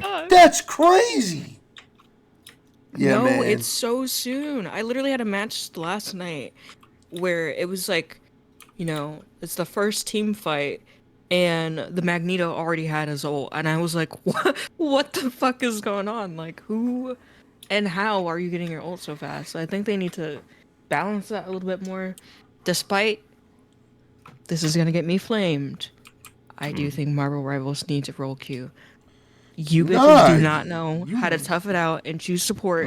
If people have already chosen DPS, bitch, play support. It's really not that bad. Support actually feels really rewarding. They're strong in Marvel too. Rivals. They're strong as shit. Cloak and Dagger is actually really strong. Like what? Like you actually get to DPS as a healer. Yeah. Some games you literally heal bot. I like Jeff and I like Rocket so far. I'm not trying to play the other ones because they seem a little too complex for my brain right now. Like, what is it? Adam Warlock and Loki seem like the top ones so far. But yeah, no, it does make me want to play healers more often, especially tanks. I feel like tanks also have been really good to play. It's like Captain America's a lot of fun. I think you just gotta know who to play and when, which I think that's also a really cool thing, right? The whole team up thing, because even though I played in both the opened and closed betas, I still didn't understand the team up abilities until like literally a few days ago when I actually like went into the practice range and I took time to like read it, and then I tried it out with some people like in game, and I was like, oh shit, this like can completely change like the trajectory of like a match. Yeah, it's really cool. Oh yeah, definitely. They need role. I'm so sorry, but they need role queue. Like I don't know why you think you're gonna get flame broiled for that, because I think I've heard a lot of people on Twitter and Reddit have been saying like, yeah, this game needs role queue, but they just I've been seeing the complete opposite. Everyone's like, fuck no, we don't need role queue. Yeah, they just said that they're not doing it because the game isn't playable. Like the game, like I'm not gonna say it's not playable because I have had a few games where like it's just me as support or just one support, but I'm like 9 times out of 10 though, that is not going to be an enjoyable match if we only have one healer. Yeah. And like especially if the other team has 2 healers that are healing, like it's different if there's literally only one healer healing on the other team. If the other team has 2 healers that are healing, 2 tanks, 2 really good DPS, you're fucked. You're cooked. You're talking about mainly just casual play though, right? Or are you talking about ranked? No, you're talking about casual play for sure. Casual. Because I've seen it. I've seen it too, man. Like you know, not to like take away from what you're saying, because everything you said is like exactly how I feel. I think this game has huge balancing issues, dog. And so did Overwatch in the beginning. When Overwatch first came out, like characters were fucking broken. Like fucking Widowmaker got her ult like every fucking 2 minutes in OG Overwatch. But I think the problem is with this game, and this is going to be a hot take, right? This is going to be the hottest take, man. This game is going to fail if they don't balance it right. It's going to fail, dog. I think we're in this honeymoon phase right now where it's like, this game is so fun. It's great to play. It's free. You know what I mean? It's free. Yeah, that is it's free. It's free. You know what I mean? But once we kind of get like a couple months into this joint, like I think we're going to see the people who really play these types of games, they're going to be like, yeah, I think I'm going to go back to Overwatch, or yeah, I'm going to go back to, I can't believe I'm saying this, Paladins. You know what I mean? I think this... What about Battleborn? That game's cooked. I think the problem with this joint is just it's so unbalanced that it's fun when you're rocking shit, but when you're getting cooked, dog, it is not it is the worst 10 minutes of your fucking life, dog. I'd rather get rammed by a team of diamond players in Call of Duty than play a 10-minute match of fucking my healer being Jeff the Shark, just trying to get their ult so they can hit a cool clip of throwing the whole team off the fucking map, but you ain't heal me in 5 minutes, I do dog. see that a lot, and it's like, you guys know you can heal your too, right? Like, dog, you know that's a part of the ult, right? Dog, I'm trying to tell you, man, these when you make games like this and you appease to everybody, you get everybody, dog. Like I said, most of the people who are playing this game have never played a game like it in their fucking life, and you can see it, dog. Dude, I'm noticing it, dude. The other night, mind you, I'm playing support. I basically play support in almost every game, like just because I like playing support. I think it's cool being able to save people and help people get off some cool plays, but I'm getting fucking ran through by Black Panther and Spider-Man in the back line, and I'm Mantis, and I'm like, dog, DPS, can you turn around for 1 second? If you've ever played any shooter in your life, this is a typical strat. They're picking off your back line. I know it's not comp, but I want to win the fucking game. Turn around and help me. And they're like, no, bro, get good. It's not my job. Hey, DPS, what do you mean it's not your job? Are we playing the same game? I was going to say the crazy, same thing dog. for some of the healers. I'll be literally someone that's like easy to spot and heal, and they won't turn around. I'll ping them and be like, yo, I need some healing. They're so busy just trying to actually DPS with a healer. I'm like, what the fuck are you doing? Like, help me. Or like you go stand right in front of them and I'm like, hello, need healing. There's even a passive voice line. Like I don't even have to ping. The characters will literally be like, I'm hurt, I need healing. No heals. Yeah, dog. I'm like, have you played? I had a game, like when the game first came out, team literally C9. They're like, you don't know what the C9 is, bro. I'm like, what the Yeah. God? What? In overtime, you got off. And they're like, that's not a C9. I was like, who's playing this game? Yeah, Who's man. playing this game? Jamie says in chat, Everybody. he says he loves supporting rivals, hate the tanks though. I feel that. Everyone hates the tanks. Yeah, the tanks. It's because the tanks have the highest like difficulty scale. Like a lot of people play Captain America and they're like, how the fuck do I play this guy? And it's like simple. You just run up in there and fucking beat the shit out of people. It's Yeah, he's like a mixed super bag. He's simple. supposed to be like the easy one to play because it's part DPS, part tank. Like you can do. He's very flexible.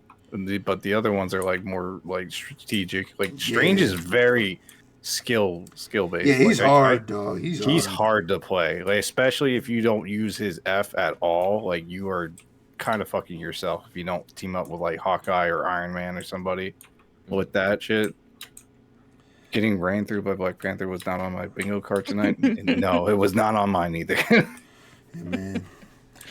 That Black Panther BBC, baby. Say that. Honestly, I'm surprised you didn't say Bro. Iron Fist because I literally love playing Iron Fist and just beating the shit Iron out of Fist- supports. He was a huge problem when he launched, but I haven't really noticed a lot of people doing the same thing. Like Really? this past week or so, it's been Spider-Man instead. I can see What can I say, Spider-Man and niche? Panther as well. But like, I just learned that Iron Fist can literally the other day. So I can literally camp out on the ceiling in some of those convoy or what are they? The capture maps and stuff with the roofs and stuff. You can just camp out, running around on the walls, waiting for them to move from It's spawn. so infuriating. Yeah, the way people play this game is just like dog. Like, But it's actually why I like it so much because a lot of the gameplay is dynamic with the team ups and the like the way some characters can play. Like they're not just like we're all walking in a group locked onto the ground and only some of us Yeah. can move up in the air. It's A lot of literally like aerodynamic like gameplay that you can allows. fastball Wolverine with Hulk. Like this shit is like next level like team play, and I enjoy that shit so much. But nobody fucking does it. Like, you know how many times I play the Punisher, right? I play the Punisher a lot. Like I like the Punisher because he's like super simple. And I have a Rocket Raccoon. I'm like, bro, can you just fucking give me the unlimited ammo so I can just go crazy right now? I can go crazy right now. That's if you his just ult, do it. isn't it? No, it's his team up. No, his team up is that when he drops his ult, you get the unlimited ammo if you're in the AoE. I think you're right. Nah. Yeah, no, that is. maybe That is what it is. Maybe you might be right. Him and Bucky get the unlimited ammo. If you're in that ult range, you have to be in the range. Dog, that's just ass. Like they never do that shit. Meanwhile, They're always dead. Meanwhile, you got this fucking Psylocke running up on me. That's my problem with this game, right? Like my biggest problem is how fast like an ult can change the game. Like it can literally just change the entire the sway of the game in one ult. Yeah. One ult. You went from literally I'm 99 on a point to team kill. They've got the whole point. You're running Jeff back. ate your whole team and jumped off the map. This shit's crazy, dog. But it's like my biggest problem. I used to tell people all the time with Destiny, right? Was a big problem with PvP and Destiny is like it was so super based. And a lot of people hate that about Destiny now. It's like, it's all about supers. Like, literally a team will be losing, and it's like, here comes a Nova Bomb. Here comes fucking Shadow Step. Here comes this. Here comes... It's like, just the alts are so strong that it's like, it's just an easy button to just change the flow of battle. You know what I mean? Mm-hmm. And it's like, when you get them so constantly, there's no... reward versus risk for using them. Like, if I just run in there and hit my Psylocke ult and I only kill one person, who the fuck cares? I'm coming back in 2 minutes with another one. A minute with another one. I got another one in a minute. It doesn't matter. Like I like the way how Overwatch makes you be like, okay, let me time my Mercy ult. Let me time my Reinhardt ult. Let me time this. Timing is not a thing with these ults, and it becomes a problem when it's just like you're literally hard pushing the team. You're doing y'all thing. Y'all going crazy. The chemistry's kind of there. Everybody's kind of working together. And this guy that just got his fourth Psylocke all just runs your fade, and it's over. And there's no risk for it. There's no risk. There's no risk for it. Like the again in Overwatch, like if a fucking McCree tries to hit his fucking ult on y'all, it's like, you know what I mean? Like, it's got to be something that's timed. There's a risk and a reward for it. I would say that it really is character based, because like I've played Iron Man a lot, and I get his ult a lot, especially on that Spider-Man map. And that shit is crazy. Mm-hmm. It is crazy, but there has been plenty of times where I'm about to just end an entire team's life, and fucking Hawkeye's like, punk, and it's just like cancels it.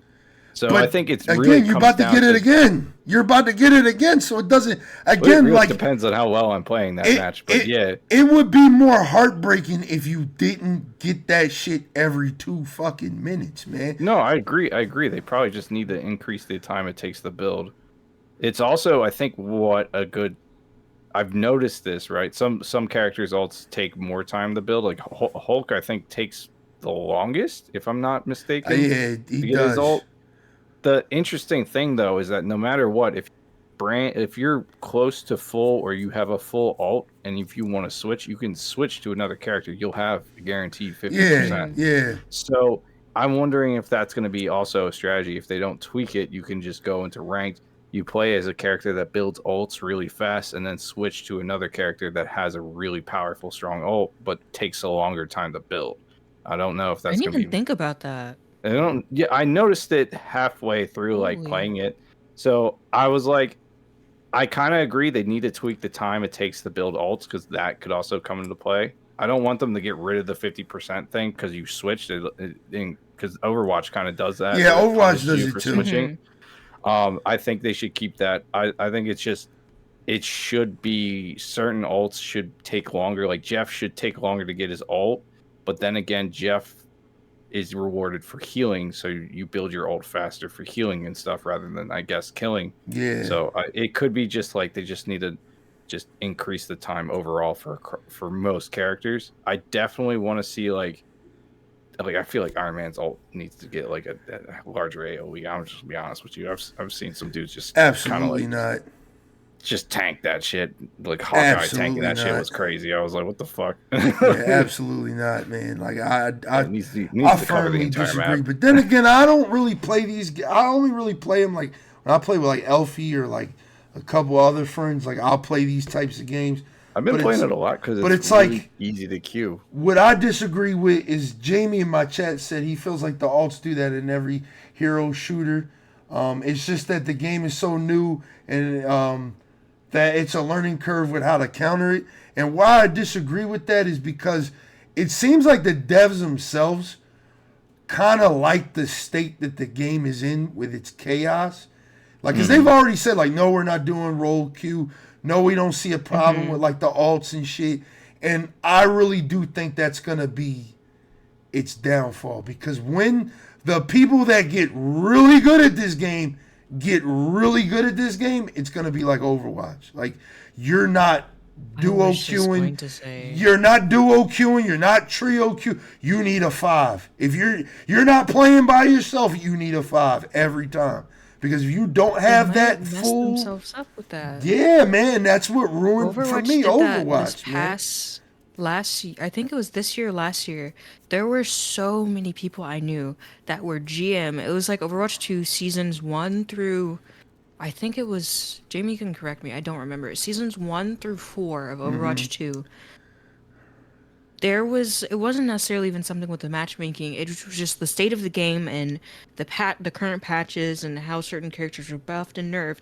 Certain people, and it's just a skill thing, certain people were able to climb, with those current adjustments for XYZ characters.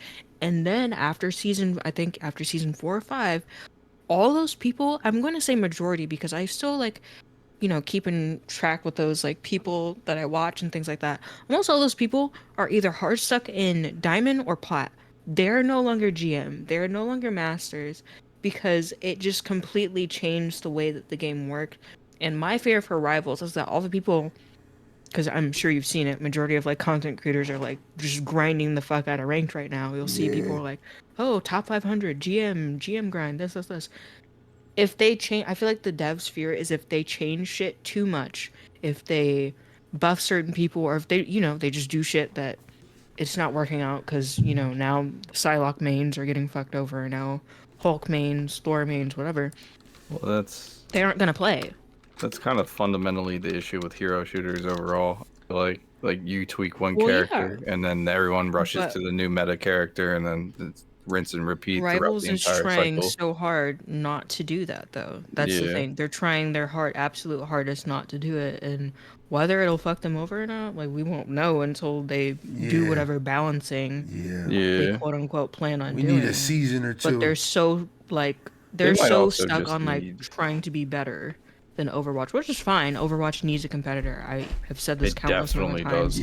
As someone who plays Overwatch, it needs a competitor. I'm happy that Rivals is, I forget, there's some current stuff that Overwatch is planning on doing, but you can see, I think I talked about this a while ago, you can see that Overwatch is looking at Rivals and it's like, we need to change some things clearly to get people to still play this game and still come back to it. But with Rivals, it's like, they honestly probably just want this to be as chaotic as possible and have frequent ult charge and have this, that. But if they do that balancing, and some big guy that doesn't even play the fucking game is like, yeah, you know what, hell yeah, let's change this, and then that fucks everything up, then that's gonna lie with where the state of the game goes. I think it's a fun game, but man, I'm not happy with a lot of stuff. But again, that's with any shooter. There's a lot of things that I'm not happy with Overwatch, that I wasn't happy with Fragpunk, that I'm not happy with Valorant. That's just a shooter thing. But I feel like it's really going to matter both, not only what they do, but how they respond. Because me personally, I'm not going to say that every game dev that works on a game doesn't play the game, but you'd be fucking surprised how many people will work on a game and don't play the game. And I'm like, how are you saying that this is stupid? Do you play the game? Do you play the game? Are you getting ran through by Black Panther? Answer the question. I agree with you what you're saying, Poison Leaf. And this is what I'm gonna say. I'm gonna say this real quick, Rambo too. My biggest problem with these types of games, right? And I'm gonna let y'all talk. My biggest problem with these types of games is this, right? You need competitive play, right? You need it. A lot of these games now, everybody wants to be sweaty. They want to be able to do their thing. You need competitive play. But the problem is a lot of these games are 100 or like 90% casual driven. You know what I mean? It's 90% casually driven. You know what I mean? We've seen it with XDefiant, all right? We kind of see it with Call of Duty. We kind of see it with Halo. You see it with a bunch of games. These games fail when they don't learn to balance those two things out effectively. And that's the problem that I see with Marvel Rivals. Do you sway too much to the right and appease to the competitive people, or do you sway too much to the left and you appease to the casuals? And I think, and I've said it literally on Twitter, this game is gonna fail regardless of which way it goes. Like, we're going to see a dramatic drop-off on this game in probably like 3 months anyway, because I think by that time people are going to figure out, hey, do I like this game or not? But I think the biggest problem with a game like this is that you're trying so hard to appease nobody that nobody's happy. And now everybody's about to leave, dog. Like, and nobody's having a good time, dog. You know what I mean? Like I said, like, I think the problem with, like, XDefiant was the same thing. Like, you appeased to just 5% of the community, 95% of the people are going to fucking not want to play your fucking game, dog. You have to be able to balance things out to a way that I think Call of Duty does somewhat well. You know what I mean? Somewhat well. They do it the best because they got the time and they got the tenure in. But I think the problem is with, like, again, you've seen it with Overwatch. The problem with Overwatch is people just, you know, They're never satisfied. Overwatch players are never satisfied, dog. You can't satisfy everybody, though. That's just always the thing. Like I said, I went on a whole rant on Duty earlier. It's like, I'm an AR player, but I'm always getting punished because every time an AR it kills in 5 bullets or less, they want to nerf you. But snipers are okay to one-shot. You know what I mean? SMGs can shoot you and kill you from across they can chow an AR from across the fucking map. And that's because, again, most of the majority of pro players or the TTVers, they play with sniper rifles. They play with SMGs. So those are the favored guns in the community, unfortunately. And it's shitty, but it's like they do well enough to balance that. I think with this game, they're not doing a good job at balancing either. Like, I'm telling you, in 2 months from now, if you don't have a 5-stack or 6-stack, because it is 6v6, you're going to get rolled, dog. I'm trying to find it on my camera roll from my PlayStation, but it's like I literally have a screenshot of me and Ron Tom playing, and I had literally,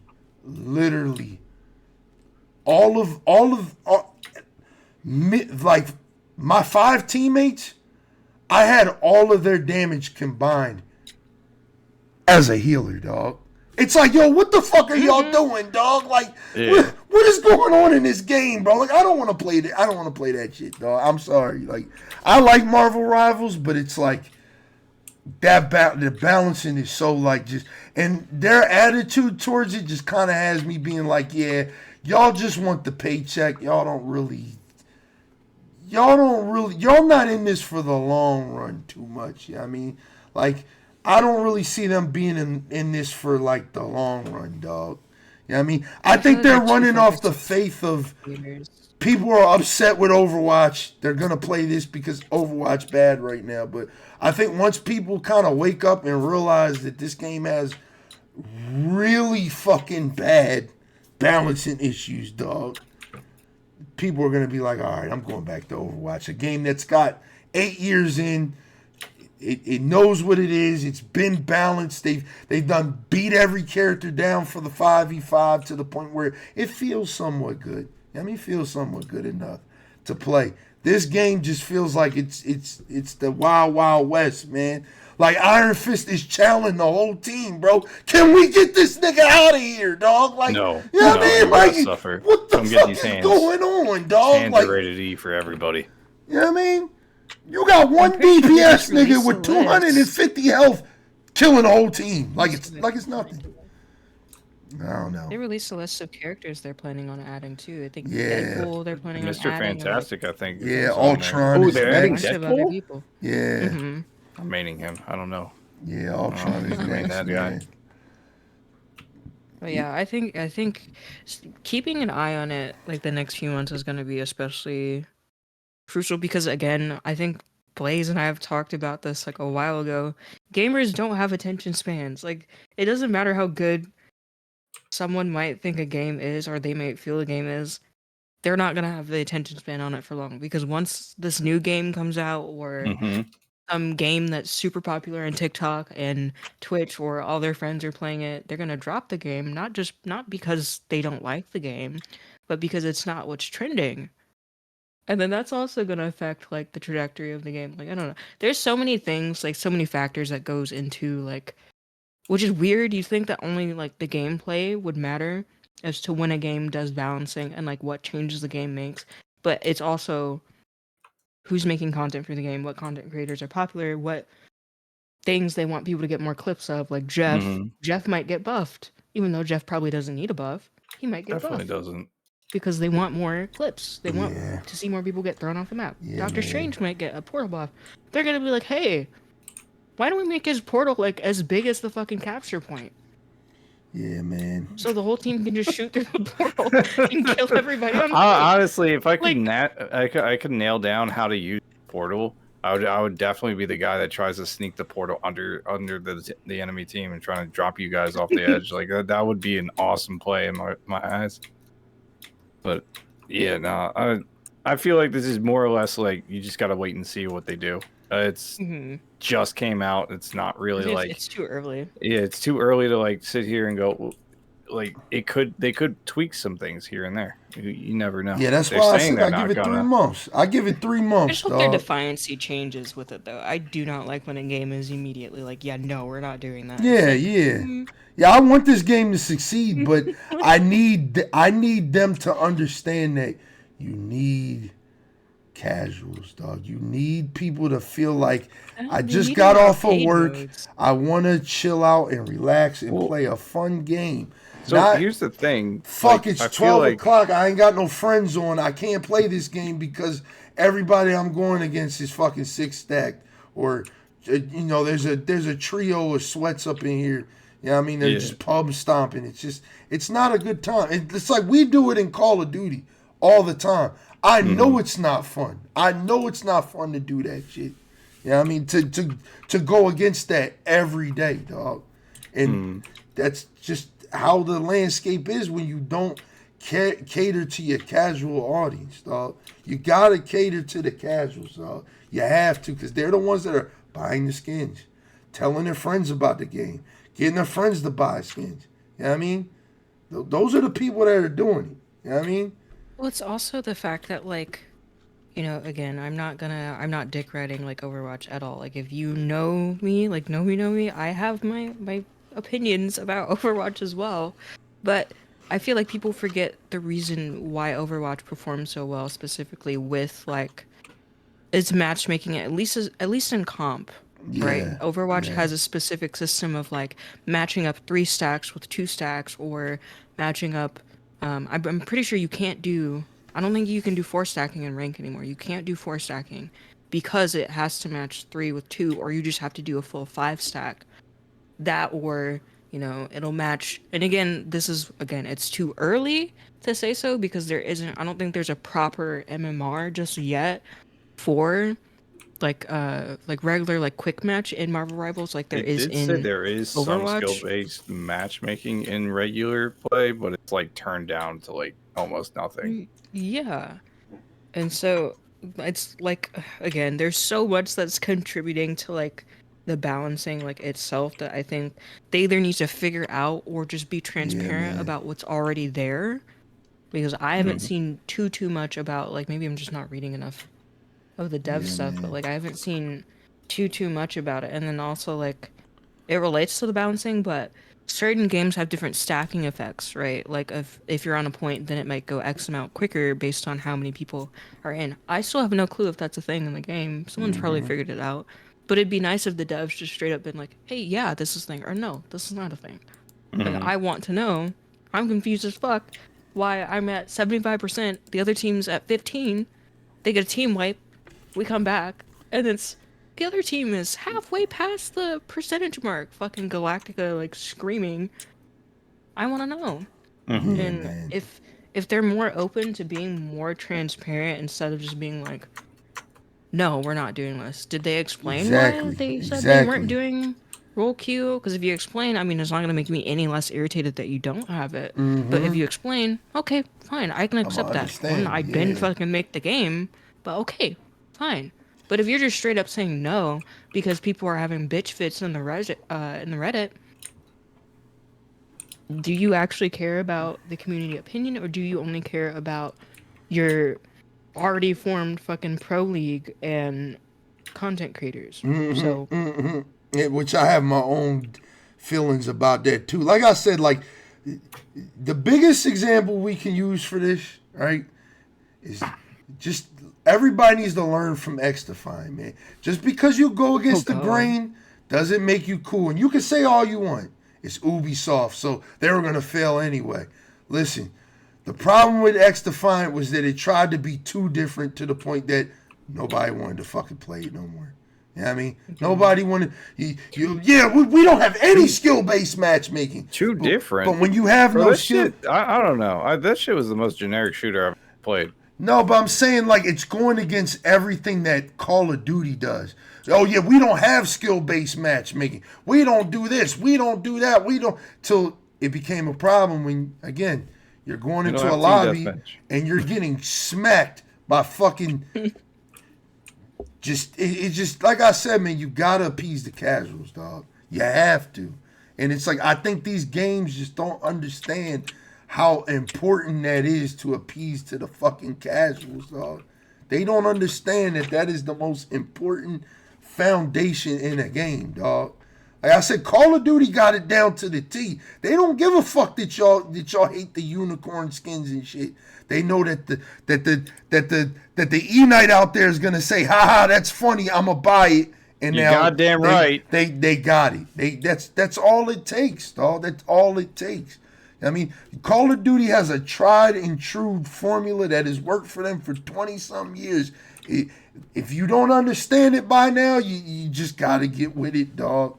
You know what I mean? They appease to everybody. You got your ranked for your ranked weirdos. You got the goofy skins for the stoners that smoke weed all day and only play Call of Duty with their stoner friends. You know what I mean? Like I said, it's just... You gotta have that, dog. I mean, because if you go too far to one side, you might be cooked, dog. R.I.P. X-Define, man. You should have dropped that Assassin's Creed season. Court complaints, so by the time the complaints were addressed, everyone had moved on. I mean, that's usually a lot of the games that come out and fail issue. Like, yeah. I mean, I don't even know what the complaint was with Concord. To be honest, it didn't last long enough to have any like fucking fixings. I feel like that was so unfair for them. Like the game just wasn't even out. Like they didn't give it a chance. It just came out. Devs and didn't give it a chance. They were just, no. I think it's just like a cost, like cost fallacy or something like that. Like they put too much in to have such a little reception at launch. To justify it going ongoing. But I was expecting them to kind of like do a real release with like free to play, like reinvest in it. But they were gonna try to, and then I think the investors just were too unhappy. So because they made a statement on Twitter a while ago, and I was hyped for it, because they were like, "Oh, we're gonna see what's what and try to give it another go." And then they came out, they're like, "Yeah, no, sorry." They shut down the studio. Yeah, that shit is wild. That shit's not funny, but it's just that shit ain't funny, man. Because people lost their jobs behind the corporate greed. Supposed to be the winter, the Christmas vacation money, the Christmas present money. Yeah, I can't laugh. I don't know. I feel like there was a lot of like someone had hyped up their own idea type situation with that too, because like they had like a whole secret level episode planned out too, isn't that?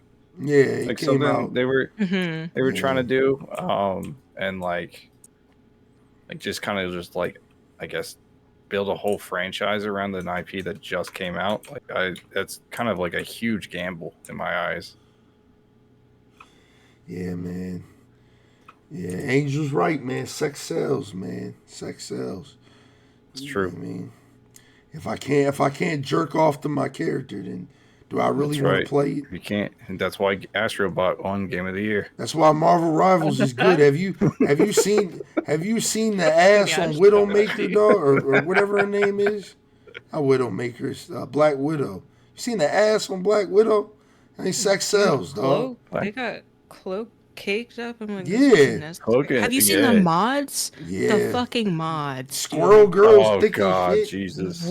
I was like, what is wrong with you? You're definitely not playing this. One of my friends was like, people definitely aren't playing this on Twitch because it's TOS. So like, what the fuck are you doing? Yeah, I don't even know how they're with playing this that. mod installed. Yeah. I don't know how they're doing that shit. You need 2 hands to play the game. Like, what the fuck? Apparently not. Or you could just be like Rambo, just be like, it's my favorite game, but I've never played it. Playing hands free. I don't know what you're talking about, man. That was the greatest part of this podcast, dog. That has got to be the most legendary Game of the Year. Thank you for that. For episode 100, dog, that was amazing, dog. Bro said, my number one, I ain't played, but I ain't even touch it. That shit crazy, man. So how long we give it? Let's write it down. How long we giving Marvel Rivals till we get that IGN post saying they lost 70% of they player base? Oh, I feel like they drop that shit about almost every game. I would say it'll level out probably within February. I'm gonna say by February. Yeah, I was gonna say February. Because Wilds comes out and that'll definitely siphon off a lot of people. Yeah, that game. I'm not saying the game's cooked. I want the game to succeed because competition is good.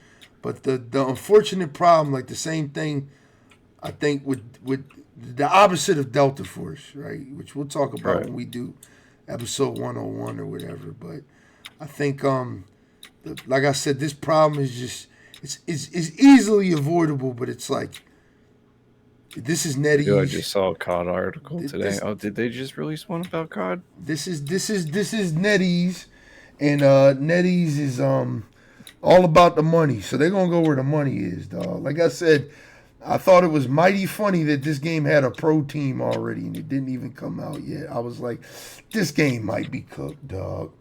I think this game might be cooked, man. Like, you know what I mean? I said, man, like, when you can't, like, just be like, damn, I just got home from work. I'm going to play a game or two with my friend or by myself.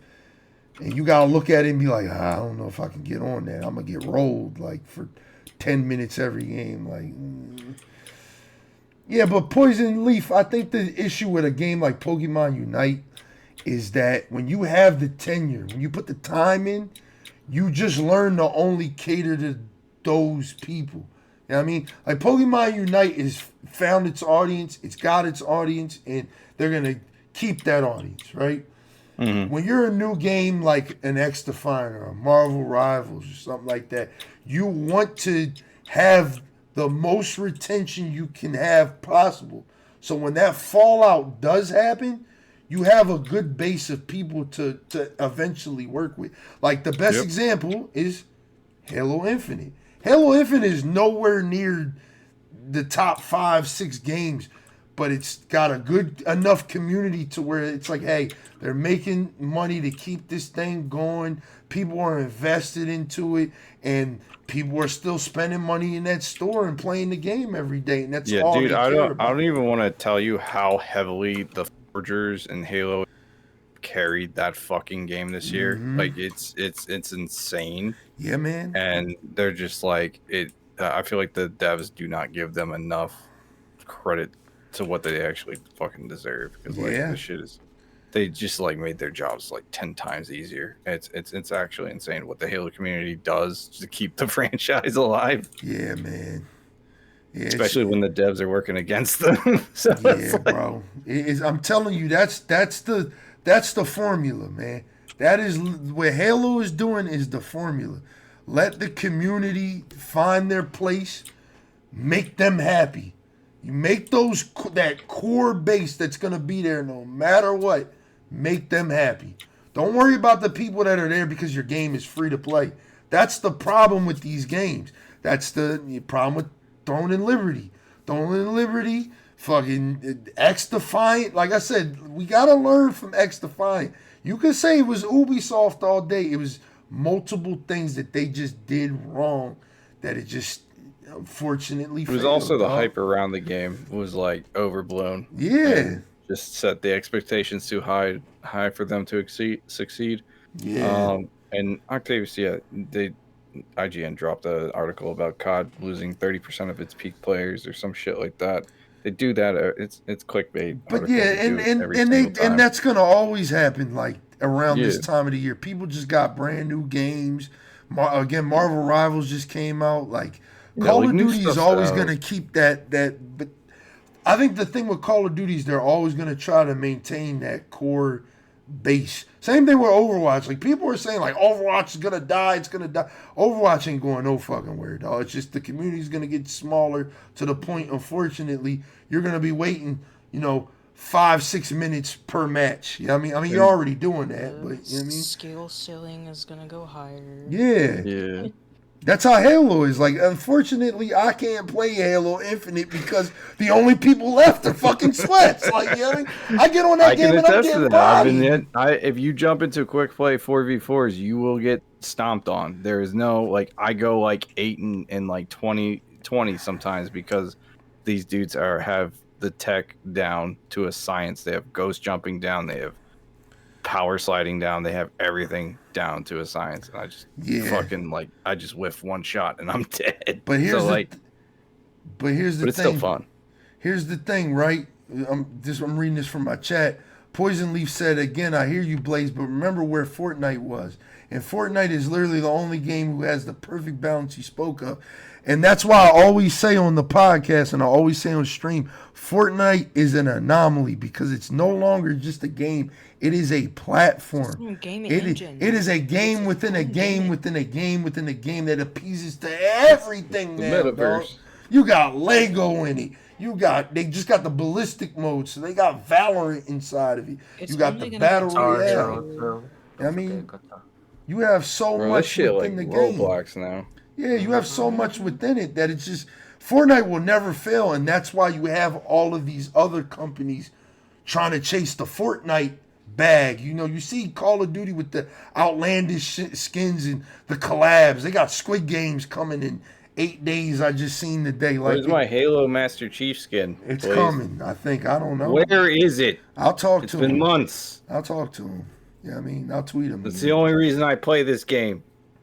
Yeah, I get that, Poison, but that's the thing, man. Like, it's just, unfortunately, dog, like that game is just it is the industry standard for these investors. When they look at these companies and the games they're building, and they come to them with a game like the Concord, they're like, well, can Concord be the next Fortnite? And they lie and they say yes. Yeah, of course it can. Yeah, we can do all of that. We'll be able to do all that. You can't, because Fortnite is just it's the anomaly, dog. PUBG is still alive because PUBG's got the mobile fan base. And what is the biggest gamer demographic? The mobile space. I mean, to answer Angel's question earlier, like, you got the Destiny mobile game coming out. That game ain't never going to fail, dog. It's a Destiny mobile? Yeah, they got a Destiny mobile game coming out, and it's gas. It's gas. It's fucking gas. I can't talk about it, though. Can't talk about it, man. Oh, my God. Can't talk about it, but it's gas, though. You don't get sued. Yeah, it's gas. That's all you need to know. Octavius, he's played Delta Force. I've played a bit of Delta Force. I think I have it installed. I can't tell. Yeah, it's cool. It's cool, but it's got a lot of problems. Yeah, there's a lot of problems I played during the beta, but it was still a fun romp. Yeah, we'll talk about it on the next joint. I think we ran this podcast up enough. I think I think the best thing about this podcast in this year is that we learned a lot about gaming. I think next year is going to be really fucking interesting because everybody's scared of GTA 6. And I think it's going to make people kind of...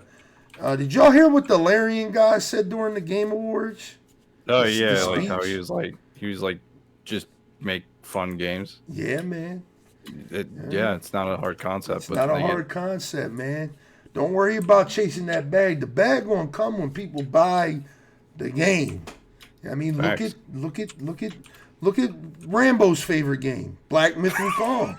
Yeah, Hey, I mean, you didn't touch it sold 2 million copies, and not one of them was his. fucking crazy. Yeah, man. But you know how thick of a game Final Fantasy 14 is, but you gotta look at the time that's been put into that game, dog. Like, man, it's just Also, you want a game that has replayability and like again a game that big brained ass people like modders can revive the game and add shit to. Like that's the Yeah. Yeah, reason like people still Skyrim. buy Fallout like today and Skyrim because people are adding like whole overhaul mods that completely just change the game. They're voicing their own characters and Yep. all this other weird shit, and they're having fun with the game because they're using their imagination and having fun and like Skyrim is just my really favorite taking game of time. all time. That's why Todd Howard Just keeps playing the game. re-releasing it. Did you hear we're about to get an Oblivion remake? I hope so. I can't wait. I hope it's good. I don't want it to fail. I'm a really do. nut so hard when they announced that shit. I hope I'm they a have it bust. with all the DLCs too. I'm a bust, dog. I'm a bust, dog. Was it Knights of the Nine and fucking the Shivering Isles? Shivering Isles, yeah. And the horse armor. dude. Don't forget the horse armor, man. Oh yeah, the fucking horse armor, dude. The thing gotta that have started that. all of this, man. Started all of this bullshit. Shout out the horse armor. But yeah, this year was a good year for games, dog. I hope next year is going to be good too, man. It's looking really good. But only time will tell, man. Before we wrap this up, real quick, what is y'all most anticipated game for next year, Rambo? I'm going to let you talk because you've been quiet for a while. No, that's good. He's over there playing Black Myth Wukong. He just bought it. I was gonna say this is the category where you can pick a game you haven't played yet. He's gonna be like, yeah, Resident Evil 4 was a really fun game. I hope it comes in 2025. Listen, man. Hey, I don't know what. I can't wait to game is clip coming that out. shit. I haven't even checked out any new games coming out next year. I don't know, man. That's. Yeah, I got nothing to say. You're gonna have to come back to me later. Okay. All right, we'll just say it's Black Myth Wukong. Yeah. Oh my God! This guy. What about you, Elfie? Enoch, What's do your not most fill this in. anticipated? Enoch. Can I give 2? Yeah, go ahead. So, 1, yes, I'm living up to the cozy gamer girl stereotype. It's a life sim game. It's called Inzoi. Oh, yeah, That it's shit gonna be looks like it's fire. gonna be fire. I'm literally planning Yes, on Octavius. upgrading my PC just to Most handle that anticipated game. It looks really cool. It looks like it's gonna have. It looks like it's gonna give the Sims franchise a run for its money, which again I'm all for. Not having monopolies in gaming, so I'm glad that someone else is gonna come neck to neck with them in the life sim category. And then I'm also really excited for Fragpunk. I really enjoyed the beta of that game. Obviously things will change with it being the full release, but to me, like, I'd never heard of a game doing fucking cards, like ability cards, like where everyone has to vote on a perk, essentially. Like, then that decide like it that can make or break the matches in that game. So I'm really excited for that. Yeah, those are my 2, Inzoi and Fragpunk. I'm also excited for Monster Hunter, but I've never played a Monster Hunter game, so I'm kind of a little bit feel like anxious to this try is gonna it, be but like I think I'll enjoy it. the Elden Ring of Monster Hunters here. Oh, If World no, wasn't, don't or say that. Rise, No. Rise wasn't. No, don't say that. No, I not just wanna like. have Well, I mean, fun. it's gonna be hard, but it's gonna be fun if you're playing with your friends. Yeah. It's It's not not- that fine. bad. Yeah, it's not that I bad. just it's don't not- want to it's- get like 2 hours in. I'm ready to break my like monitor. No, I mean the It's hunts not last that, no, for I'm fine. like maybe 40 to an hour, depending on how much time they Right. give you. But it's a lot about just like preparing for the hunt and making sure you have the Yeah. right materials and armor 'Cause on I for did the play monster the you're hunting. little test that they did for PlayStation, and I had fun. So Yeah. What about you, E-Night? What's your most A anticipated? fucking Monster Hunter, dude. I'm not even acknowledging half the shit that's coming. Like GTA 6 is scaring everything away. So like, fuck it. Monster Hunter's got balls to stay on in February, and I just want to play it. I played the What test. if they It was a lot of delay fun. GTA? That's what they're saying is gonna happen, but I can see that Take-Two just happening. keeps saying it's a big not. game. Take-Two keeps saying it's not. Like, listen, you guys, this year is gonna be the year where we gonna really see, like, Rambo may never play a game again, dog, because these games about to be expensive as shit. They about, dog, Yeah, it's about to be GTA. a $200 game. Yeah, GTA might just be the first game ever that's like, yo, this is $120. Like, Why it's so be expensive fair. though? Like, why though? To be fair, the most expensive game that I am aware of is Star Citizen Of course, yeah. for base. But that game technically isn't even out yet. Yeah. I think it's like $80+ to get a starter ship or something like that. Yeah. No, it's not that much. It's like $40. Is it like 40? Yeah, it's like $40 for the starter ship. It's not that much. Let me see. Yeah. Yeah. I have two most anticipated because I'm special and I'm different, and I want to show some love to a game that I have really high hopes for. Obviously, I'm hyped for Monster Hunter. I'm a Capcom shill, so yeah, I gotta check that joint out. But another game I'm really excited for is, honestly, I am excited for Assassin's Creed Shadows, dog, because I really want that game to do good, and I think it will do good. I watched the new gameplay that just came out, and it's hitting every little thing, like every little check box for me. Like, I don't want them, like, my problem with Star Wars Outlaws was it was a little too short of a game. Like, it wasn't immersive enough. Like, I went back and recently been playing Assassin's Creed Valhalla, and I like just forgot how massive of a fucking game that is. And it's like, for me, I like that shit. Like, I like a big, like, massive open world to just dive into with a bunch of stupid shit all over it that you gotta just explore and check out and stuff like that. So, and it's looking like they gonna do that again, but in a Japanese setting. So this shit gonna be gas. So hopefully, but Ghost of Yotai in 2025. Jamie, I think so. That's another game I'm excited for. So yeah, I got three. I'm probably more excited for that than Monster Hunter, to be honest with you. Ghost of Yotai is gonna be probably my game of the year. You know what I mean, if they nail that joint right, like that'll be gas, dog. That'll be a good game. But we'll have to see, man. But yeah, man. I think that's it for this joint. We've been talking forever, man. I know y'all got shit to do. Mm-hmm. I appreciate y'all coming out for the 100th episode of the podcast. Quick announcement for the podcast. We are going to be moving the YouTube version after episode 100. So episode 101 will be on our new YouTube channel that is specifically for the podcast only. Because as of right now, all of the podcast episodes upload to my personal YouTube.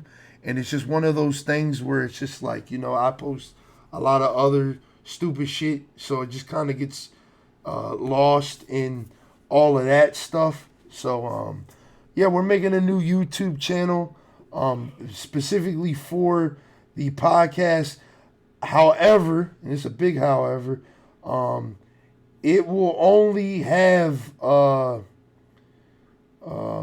newer episodes on that channel. So from everything episode 1 to 100 will be on my YouTube channel, BLAZEDxENFERNO, and on the everything from 101 up will be on the new YouTube channel, which I'm trying to fucking find right now, man. You know what I mean? You lost it already. We gotta make a new one. Man. I'm trying to find that shit already. Like, that shit's This crazy. would be in your list too, but you're a hater. Yep. Yeah, I made a whole new page. So make sure you subscribe to that page if you watch the podcast on YouTube. I know a lot of y'all like Spotify people. We also want to say we appreciate y'all for watching and listening to us for 100 fucking episodes. We got over like 400 hours of content for y'all to listen to. So if y'all want to go all the way back to the beginning and catch up to episode 100, you're going to be listening to a lot of different things. But before we wrap this up, like I said, I just want everybody, give a little message. I mean, if they want, Rambo, we're going to start with you, man. Appreciate you inviting me on this 100 episode, Blaze. Much appreciated, bro. It's good to be back on here at times. Everyone have a wonderful New Year. Stay safe. Be lit. Hopefully I'll play Black Myth Wukong next year. Jesus Christ. That shit's crazy, y'all. Like, Yo, you'd be surprised, man. But bro was ready to real defend the shit out that joint. You better be in this giveaway on my stream, man, so you can get that $50 so you can get the goddamn game, dog. No, man, I ain't participating like that, bro. But real shit, everyone. Stay safe. Happy New Year's and enjoy life. And yeah, see y'all next year. All right, what about you, Alfie? Thank you for having me on your podcast again for the second episode. It was really fun during the first one. A lot of people from our community and even some family members really enjoyed it, and I think they've also been listening to the more recent ones, and they're like, "Dang, this guy's pretty cool." Yeah. But also stay I'm safe. like that, Happy New Year. nigga. I'm like this. Happy New Year to everybody, and also again, congratulations on the baby. Thank you. I'm excited for you, and see you guys next year. And what about you, my brother Eknight, the most lit at Halo? You. What you got for your closing statement, man? Episode 100, man. We come a long way, man. I thought we were quitting after this, man. I'm gonna be honest with you. I was getting a little excited for the extra free time, but all right. Yeah, I mean we can if you want. Say that. But no, I appreciate you guys coming out. I appreciate Elfie and Rambo jumping in for the 100th one. It definitely makes it a lot more fun of a conversation to have a lot more outside opinions, just talking about games and junk. Yeah. And appreciate you, man, and I hope everything goes well with the kid, like all that. And everyone have a good, happy New Year. And we'll see you guys in 2025. Yeah, man. And I just want to say to y'all, man, I just wish the best for all of y'all. Like I said, I know I'm going to get y'all. Me and Eknight will tap y'all shoulder again for another podcast in the future. But I just want to say to y'all, man, I hope y'all nothing but the best in 2025. I really hope you do play Black Myth Wukong.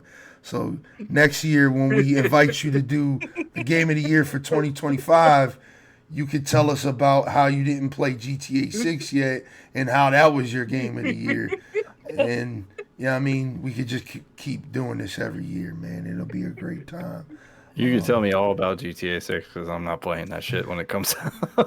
You're going to have to wait 2 years. I'll be like, you're going to be asking me like next year. You'll be like, yeah, what's your favorite game? I'll be like, you know what? That GTA 6 game I ain't touched. That's my favorite. Yeah. But, all right, everybody. I'm going to cut the recording for the podcast now. So, see y'all on the next one, I think. Yeah. Yes, sir. Okay, bye.